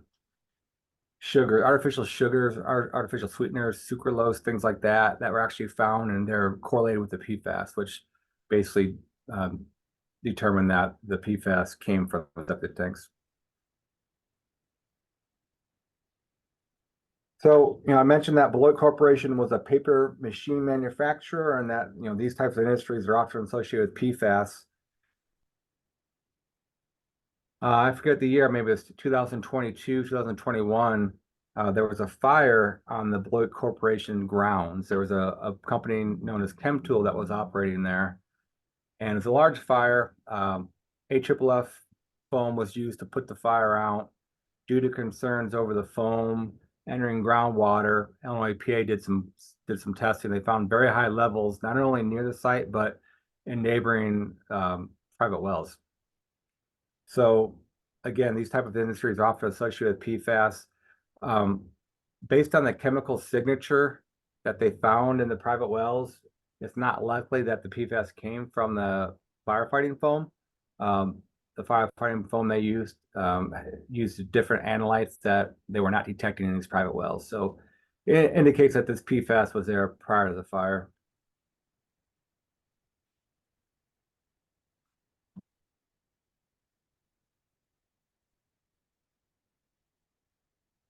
Gonna make this aside, but aside from our site work, in Illinois, we have a good idea of areas where private wells may be contaminated by PFAS, and this is because back in 2020 and 2021, Illinois EPA went out and sampled all community water supplies for PFAS. So this is a publicly available mapping tool. This hyperlink is active. You can click on that. Basically, the blue dots indicate community water supplies where PFAS was not detected. The yellow dots indicate community water supplies where PFAS was detected, but not above health-based guidelines. And then the red dots indicate community water supplies where PFAS was detected above health-based guidelines. Basically, 5% of community water supplies exceeded health-based guidelines.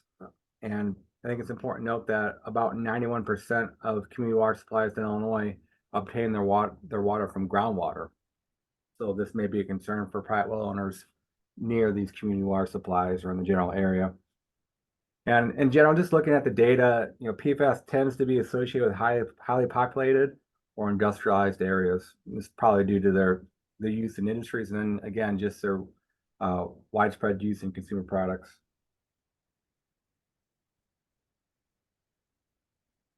The highest results that Illinois EPA detected were found in Rockford, Illinois, a small community water supply named Family Manufactured Home Community. Unfortunately, there are many private wells in this area still. This whole area is surrounded by community water supplies. There's one to the north, one to the south, but there's a lot of homeowners that prefer to stay on private well water, just the free water, essentially.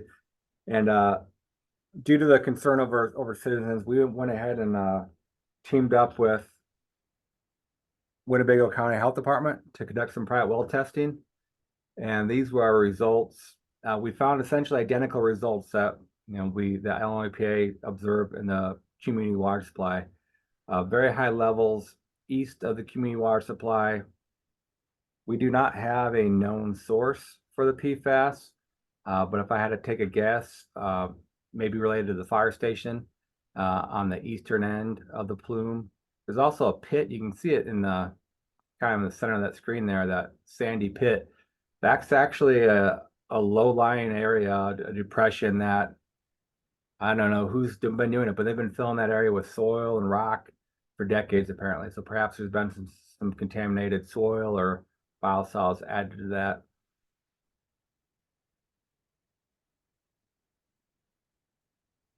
And, based on the high levels that Illinois EPA found in the community water supply and the high levels we found in the private wells, we suspect that the biosolids from the nearby sewage treatment plant may also be contaminated with PFAS.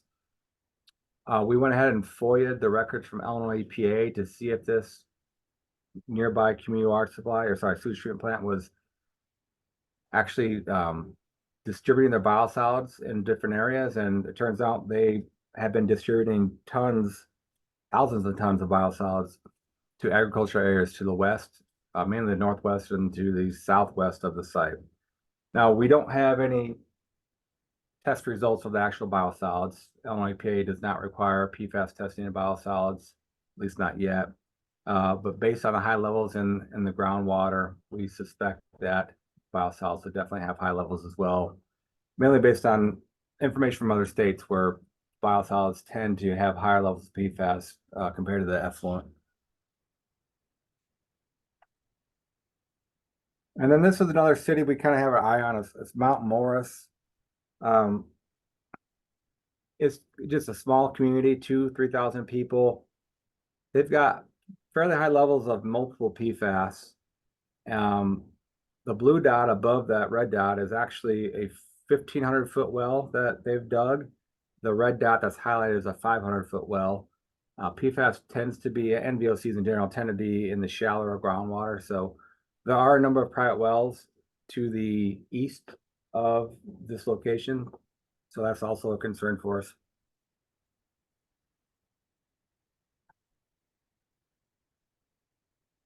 So we don't have any verified sources in this area, but if you look at EPA's PFAS analytic tools, which I have a hyperlink for that later in the presentation, what we found is there is an old industry there. It's inactive now. There's no active permit anymore. It's an old printing company that operated for, I don't know, 50, 60 years. Based on US EPA's knowledge of PFAS and what I've read in literature, I really do suspect that this may be a source of the PFAS. There is also a fire station in the center of the city, but based on the chemical signature, I'm going to suspect it's not the fire station.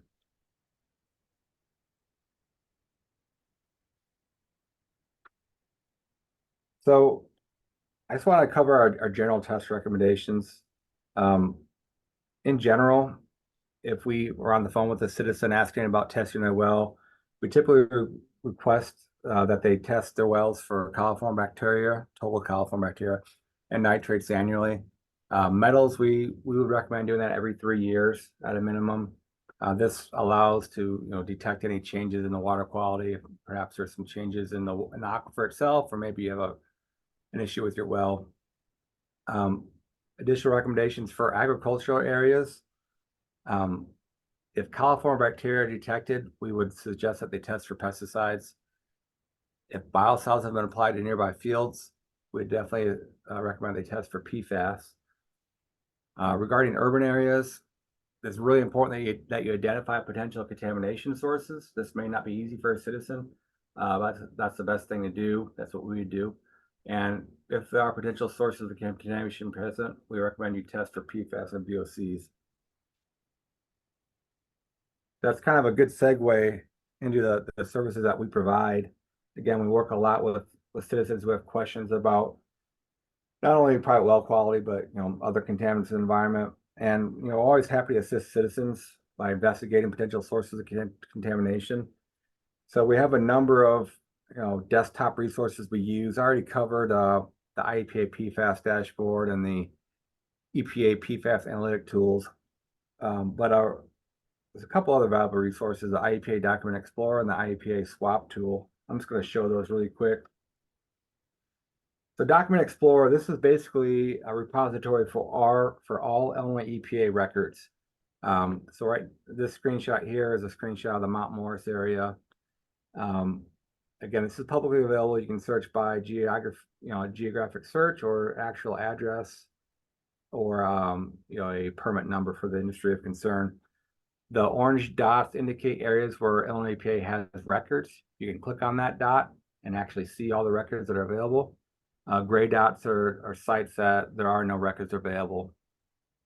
So I've highlighted Quad Graphics, which is the industry of concern in Mount Morris.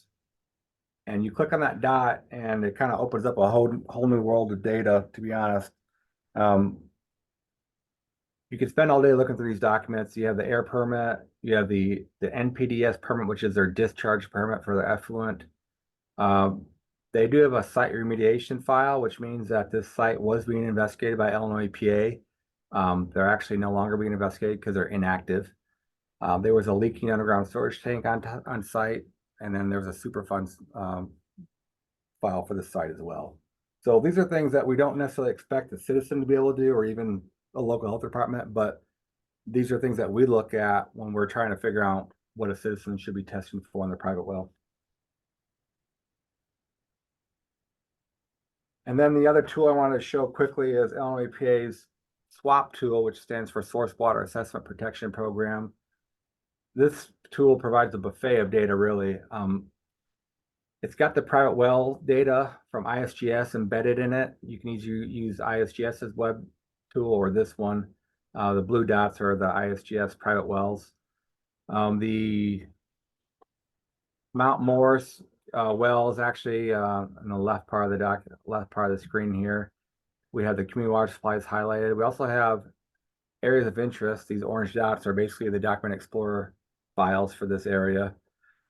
And this just really scratches the surface. If you look at all these layers to the right, all these layers have sub-tabs. You can look at a number of things, aquifers, aquifer recharge, IDNRs, oil and gas wells.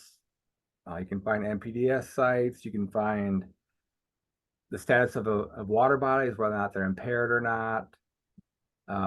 Really, you can spend all day looking through this tool, but it's really valuable for us to kind of gauge what's going on near a citizen's home before we recommend what they test for.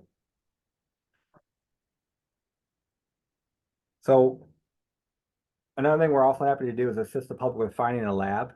This is not an easy thing for a citizen to do. You could probably find your way just with Googling and whatnot, but we always recommend using an accredited lab. We do have a list of labs that we send along to citizens. We also can assist citizens in selecting analytes. Again, this is based on our interpretation of what's going on in that area, what they should be testing for. And perhaps most importantly, we can review test results, and we do this for free. We can give them a health interpretation of what their results mean. It's a very simple 1 to 2 page letter. In that letter, we will screen the data, we'll compare it against health-based guidelines, and ultimately we'll offer some treatment recommendations.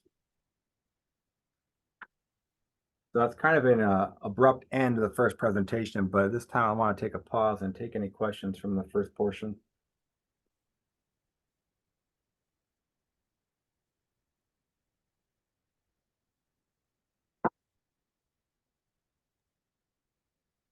It looks like there's a question in the chat. When PFAS/VOCs are detected, what, if any, steps are taken to decontaminate the water? Sure. So we would recommend that if it's a private well owner, you could either put in a whole house system. This could be, granular activated carbon canisters or a reverse osmosis system. If it's a citizen who really only drinks water from the kitchen sink or maybe the refrigerator, we'd recommend a point of use filter. They'd have to be NSF, National Sanitation Foundation certified, 53 or 58 are the certifications you need. The labels nowadays plainly put that out there for you. You can see if it's certified. It'll actually list PFAS on there, I believe. But these things are pretty easy to treat. The problem with the point of use filters is that you need to maintain them, and that's also the same problem with the whole house systems. The system's only good if you're actually maintaining it. The site, and we have an active investigation ongoing in 3M or near Cordova, 3M Cordova, and 3M is actually providing treatment for citizens within 3 miles of the site. So they're actually installing large granular activated carbon canisters, and they maintain them, I believe, quarterly. But from what they've been seeing, they need to maintain them sooner, actually, based on the high levels of PFAS being detected. So there are some simple solutions. It's just matter whether or not people are aware of that there's PFAS or VOCs in their water.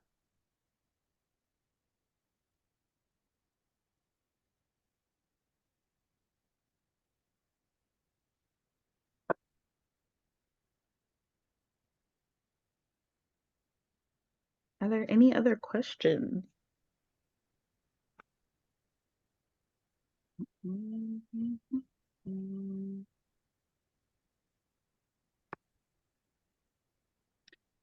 Okay, if there are no other questions, thank you, Brian, for speaking with us today. Thank you to all the guest speakers. If you're still on, we really do appreciate you taking the time Actually, for our first day. Oh, I go do ahead, have go the ahead. second half. Yeah, go ahead. You let me get off the hook too easy. No, no, no. I'm Okay. so sorry. Yeah, no, it's fine. Go ahead. So, for the second half of the presentation, I'm going to talk about common contaminants in Illinois fish. I'm not really sure. It's my first presentation for our IEHA. I'm not really sure the background of all the participants. This may be totally new to some people, maybe old news to others, but I figured this would be a good addition to the presentation. So I'm going to start with just a very, very simple explanation of fish consumption advisories. So we issue fish consumption advisories mainly to just basically recommend that you only eat certain amounts of fish to reduce your exposure to harmful levels of contaminants. Our advisories range from 1 meal per week to do not eat. We try not to get too complicated. Other states have 6 meals per year. Sometimes they allow 1 meal per multiple years. We try to make it as simple as possible, 1 meal per week or do not eat. A meal per month is often another common category we have. But again, the main goal here is to keep human exposure below levels of concern. So this is our, this is our web page, and we're easy to find. Just Google IDPH toxicology. We have a fish advisories tab, and this is our advisory map. It's a clickable map. You can click on any county you want. And also beneath the map, there's actually a pull down tab. You can search by county. And then beneath that tab is also just a list of all the water bodies that we have advisories for. I believe there are close to 110 water bodies that have advisories. So if you click on a water body or county, this is what the advisories will actually look like. Pretty simple explanation. It tells you the type of species, tells you the size of fish that we have an advisory for, whether or not it's all sizes or certain size restrictions. Gives you the actual advisory frequency, meal frequency. So for channel catfish, it's 1 meal per month in this area. And then the contaminant. This site, it's PCBs. You actually click on that PCBs hyperlink, and that takes you to our fact sheet for PCBs.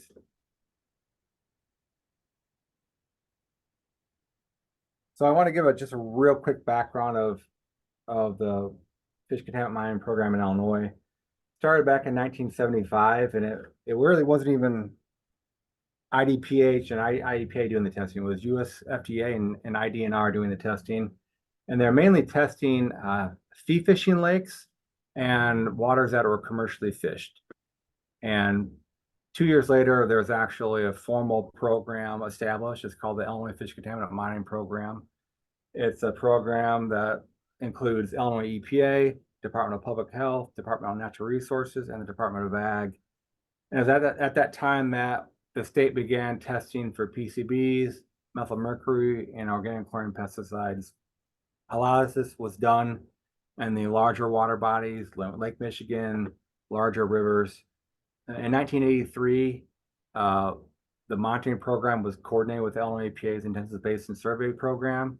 What this basically means is every 5 years now, Illinois EPA goes out, and so does IDNR, and they collect fish tissue. This is from all large streams and rivers, basically every named water body, streams and rivers. Lakes are kind of monitored on an as-needed basis, usually between 2 and 10 years in between samples. In 2002, IDPH established a statewide methylmercury advisory for predatory fish. And it's important to note that this is only it only applies to women of childbearing age and children. 2023, statewide monitoring for organic chlorine pesticides was discontinued. But in that same year, we began testing statewide for PFAS. So we've developed advisory guidelines for a number of different contaminants, and this is these two tables show you the contaminants that we've actually tested for. The larger table on the left are chemicals that are more commonly detected. I'll go through each of these individually in a bit here. Column on the left includes the chemical. The HPV column, that's the health protection value. That's the dose, the long-term dose, whether it's a year-long or lifetime dose that we want to make sure it does not be exceeded. The target population, and in fact, this basically summarizes whether or not it applies to the general population or different populations. So all these apply to the general population except for methyl mercury. For methyl mercury, we have specific advisories for women of childbearing age and children, and then a different set of advisories for the remaining population. The meal frequency and criteria levels, this basically tells you what level in a fish equates to the amount of fish you can eat. And these are guidelines that Illinois EPA uses and IDPH uses to come up with advisories that we issue annually. Table on the right includes FDA action levels, and these are older guidelines developed by FDA. They were essentially developed to be used as a benchmark to basically conclude whether or not fish were suitable for sale.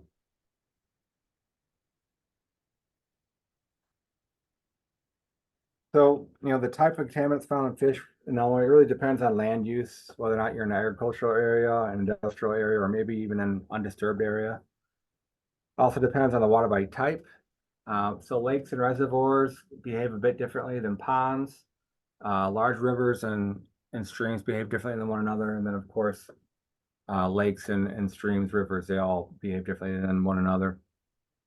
Also depends on the fish species. So, predatory fish and bottom feeding fish tend to have higher levels of contaminants for some things. A lot of it depends on where the fish are living and what they're eating.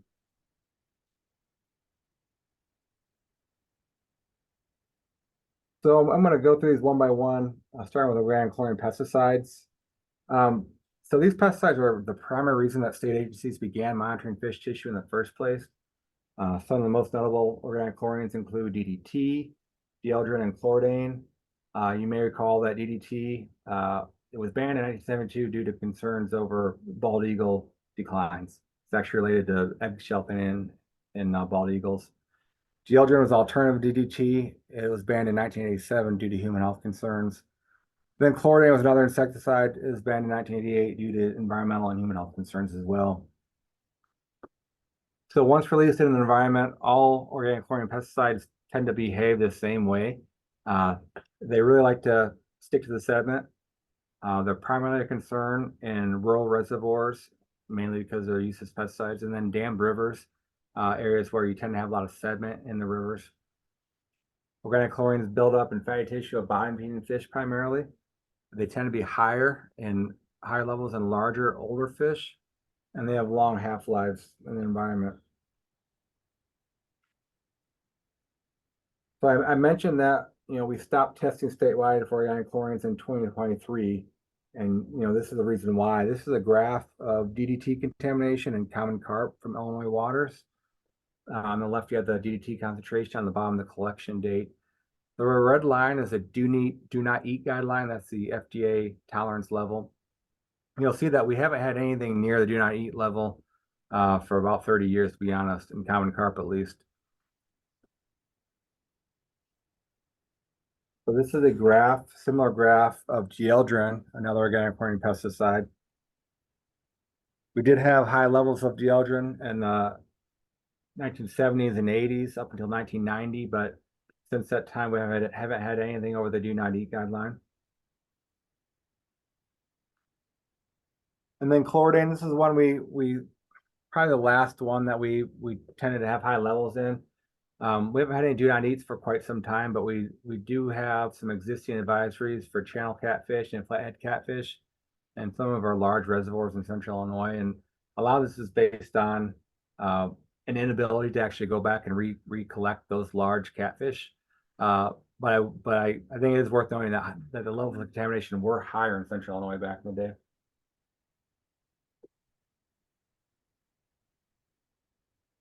So PCBs, this is another legacy chemical found in Illinois fish. Historically, they're used for industrial and commercial uses, mainly for insulating electrical transformers and hydraulic equipment. There are 209 individual congeners.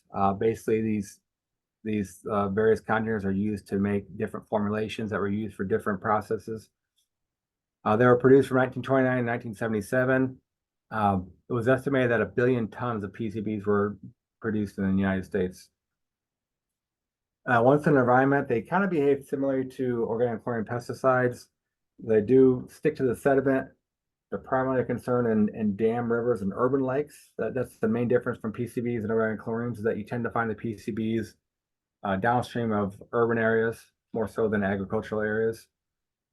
PCBs build up in fatty tissue of bottom-feeding fish, similar to organic chlorines, and they're also higher in larger, older fish, and they also have long half-lives. So this is a summary of our PCB data. It's common carp data again, and you'll see that we still did have some high levels of PCBs up until 2016. We had do not eat levels in common carp. Haven't seen any since that point in time. But this is one of the chemicals that we actually have different categories for, meal categories. So we not only do we have a do not eat guideline, we also have a meal per month, meal per week, and actually a meal per 2-month guideline. And you'll see that we still do have numerous advisories for PCBs out there for bottom feeding fish, mainly channel catfish and common carp, buffalo. And most of these advisories are limited to the large rivers, such as the Mississippi River and the Illinois River.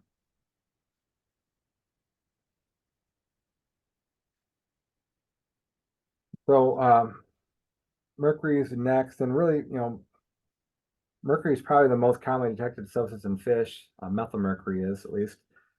Mercury is naturally present in soils, but this form of mercury, it's poorly absorbed by the human body. I think maybe only 10% of mercury can be absorbed in that manner. Once it's in an aquatic environment, though, it's converted to methylmercury. This is a type of mercury that bioaccumulates in fish, and it's readily absorbed by humans. It's close to 95 to 100% of methylmercury is absorbed by the gastrointestinal tract. There are a number of factors that influence mercury methylation in the environment. These are only a few: low dissolved oxygen, pH, temperature, residence time. But really, it's difficult to predict what water bodies will have higher mercury methylation than others.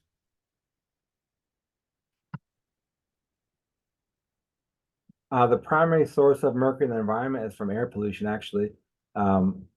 This is both regional and worldwide. In Illinois and in the Midwest in general, the main sources of mercury are coal-fired power plants and cement producers. Once in an aquatic environment, mercury is converted to methylmercury by bacteria. Methylmercury uptake occurs in plankton, and from that point on, it just tends to cascade up the food chain. So basically, the larger fish tend to have higher levels, especially the predatory fish. The fish that are eating other fish, they tend to have higher levels of mercury in Illinois, and that's same can be said for ocean fish, things like tuna. Larger predators tend to have the highest levels of mercury.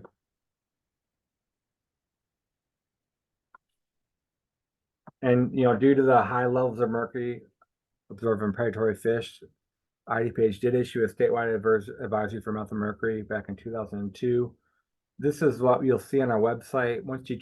If you're going to try and attempt to click on a county, or you want to click on a water body, you're going to get this alert at every time. And basically, this is just an advisory to limiting your consumption for women and children, at least, to 1 meal per week of predatory fish. And predatory fish are listed here. Includes bass, sauger, walleye, flathead catfish, but not other species of catfish, gar, muskie, pike, trout, and salmon. And then for waters where we have more restrictive advisories, you can click on the hyperlinks below that list. So this is a summary of our statewide mercury data from the last 18 years, I believe. This red line is the 1 meal per week threshold for sensitive populations. And the point of this is just to show you how high the levels of mercury are in fish in general throughout the state. You'll see really the only fish that are below the red line are bottom feeding fish or smaller fish. So alewife, carp species, bullhead, grass carp, carp suckers. Really not a lot exceed that guideline on average throughout the state.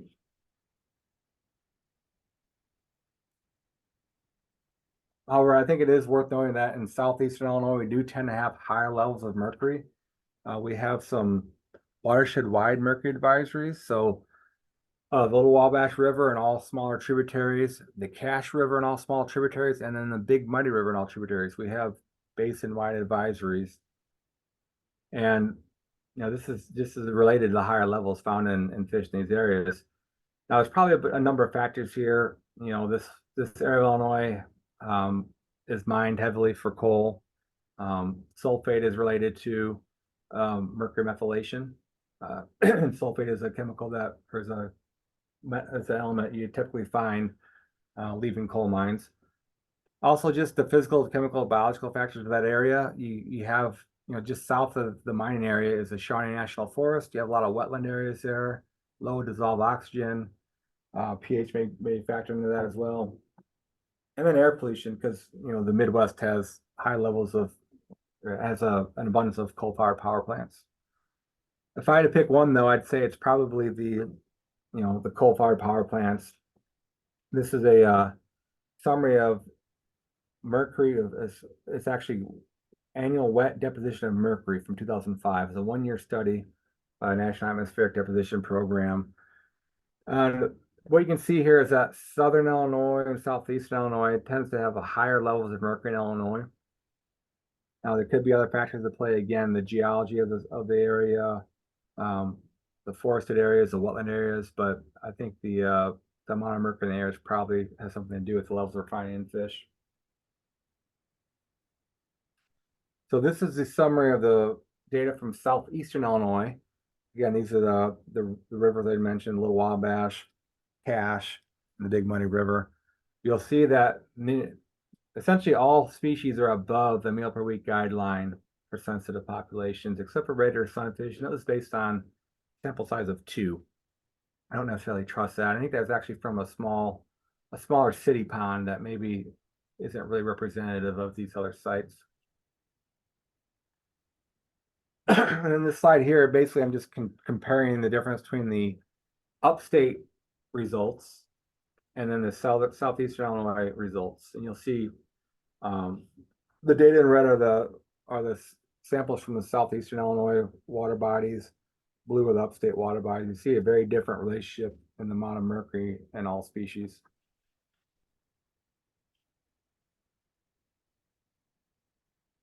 Okay, and last but not least is PFAS. I mentioned this earlier. I skipped that. Nope. I mentioned this earlier, but we began testing for PFAS in 2023. Don't have a lot of data yet, but potential sources of PFAS and surface water include industrial point source discharges. So industries such as 3M, sewage treatment plants, both industrial and municipal. Effluent and biocides can both have high levels of PFAS. And then even groundwater contamination. There's some areas where we have groundwater contamination, which can find its way into streams, especially during low water times of year. As far as environmental fate goes, these things have been deemed or dubbed forever chemicals, so they don't break down the environment very easily, if at all. The two that we typically find in fish in Illinois are PFOS and PFUNA. PFOS tends to have an affinity for water and fish tissue, so you can find it both in surface water and fish tissue. PFUNA, you really only find it in sediment and fish tissue. You cannot find PFUNA in water. The common trend for PFAS is that it's predictably unpredictable. You really can't figure out what levels of PFAS you're going to have in an area. Also, it's hard to come back to replicate what had been found at a site. So you can have a sample of common carp come back with high levels one day, the next day non-detect. I think a lot of it has to do with how the short half-life in fish. Some of these PFAS only last in fish for 40 days, 40 to 80 days. And with PFAS, all sizes and types of fish may be impacted. So this is different from other chemicals that tend to build up in larger fish and bottom feeding fish. Again, statewide testing began in 2023. We hope to have all water samples by 2028. We're going to probably issue some advisories this year based on one round of data. Typically, we need to have 2 rounds of data within a 10-year period before we feel confident enough to issue an advisory, but we don't want to sit on data for another 5 years to issue an advisory. The best data we have is from Lake Michigan. That's where our study began. We found PFOS in about 96% of samples. 36% of those samples ended up being in the 1 meal per week category for PFOS. It sounds pretty high, but that's not necessarily a concern for Lake Michigan because we already have more restrictive advisories for chemicals such as methylmercury and PCBs in Lake Michigan. This is a summary of Lake Michigan results from year 1. And again, what's odd, a little bit odd about this is that the fish species with the highest levels are smaller bodied fish, which you don't see with other contaminants. Things like yellow perch, rock bass, rainbow smelt, we wouldn't ever expect them to have very high levels of other contaminants, at least not rainbow smelt and yellow perch. And I think this next slide is also important to show. Generally, we think of contamination being higher in larger fish and older fish and even predatory fish. But with PFOS, what we're finding is that, at least for these species, 4 out of 5 species have lower levels as the body size increases. Again, this is something that other states have seen. Not sure if it's related to where the fish are feeding, what they're feeding on, if it has to do with metabolics, just changes over time. Not sure. I want to end with some just general recommendations that we give to citizens. First and foremost, visit our website to find advisories in your area. You can go ahead and scan this QR code right now if you'd like, or you can find it on the website. But that's the best way to know what's going on in your area. In general, we're going to tell people to avoid eating large fish. I know I just showed you a slide that showed smaller fish have higher levels of PFAS, but thus far, what we're seeing with the data is that PCBs and mercury still drive the are still the drivers for the advisories in Illinois. We have do not eats for PCBs and mercury throughout the state.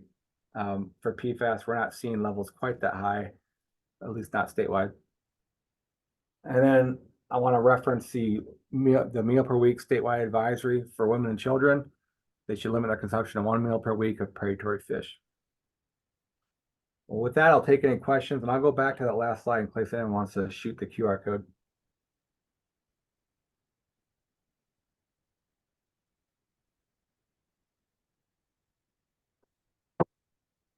Was I on mute for the last 30 minutes?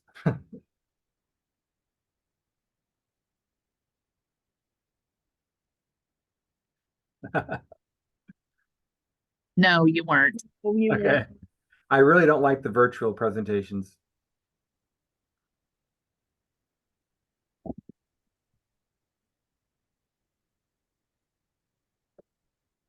Anyone have any easy questions?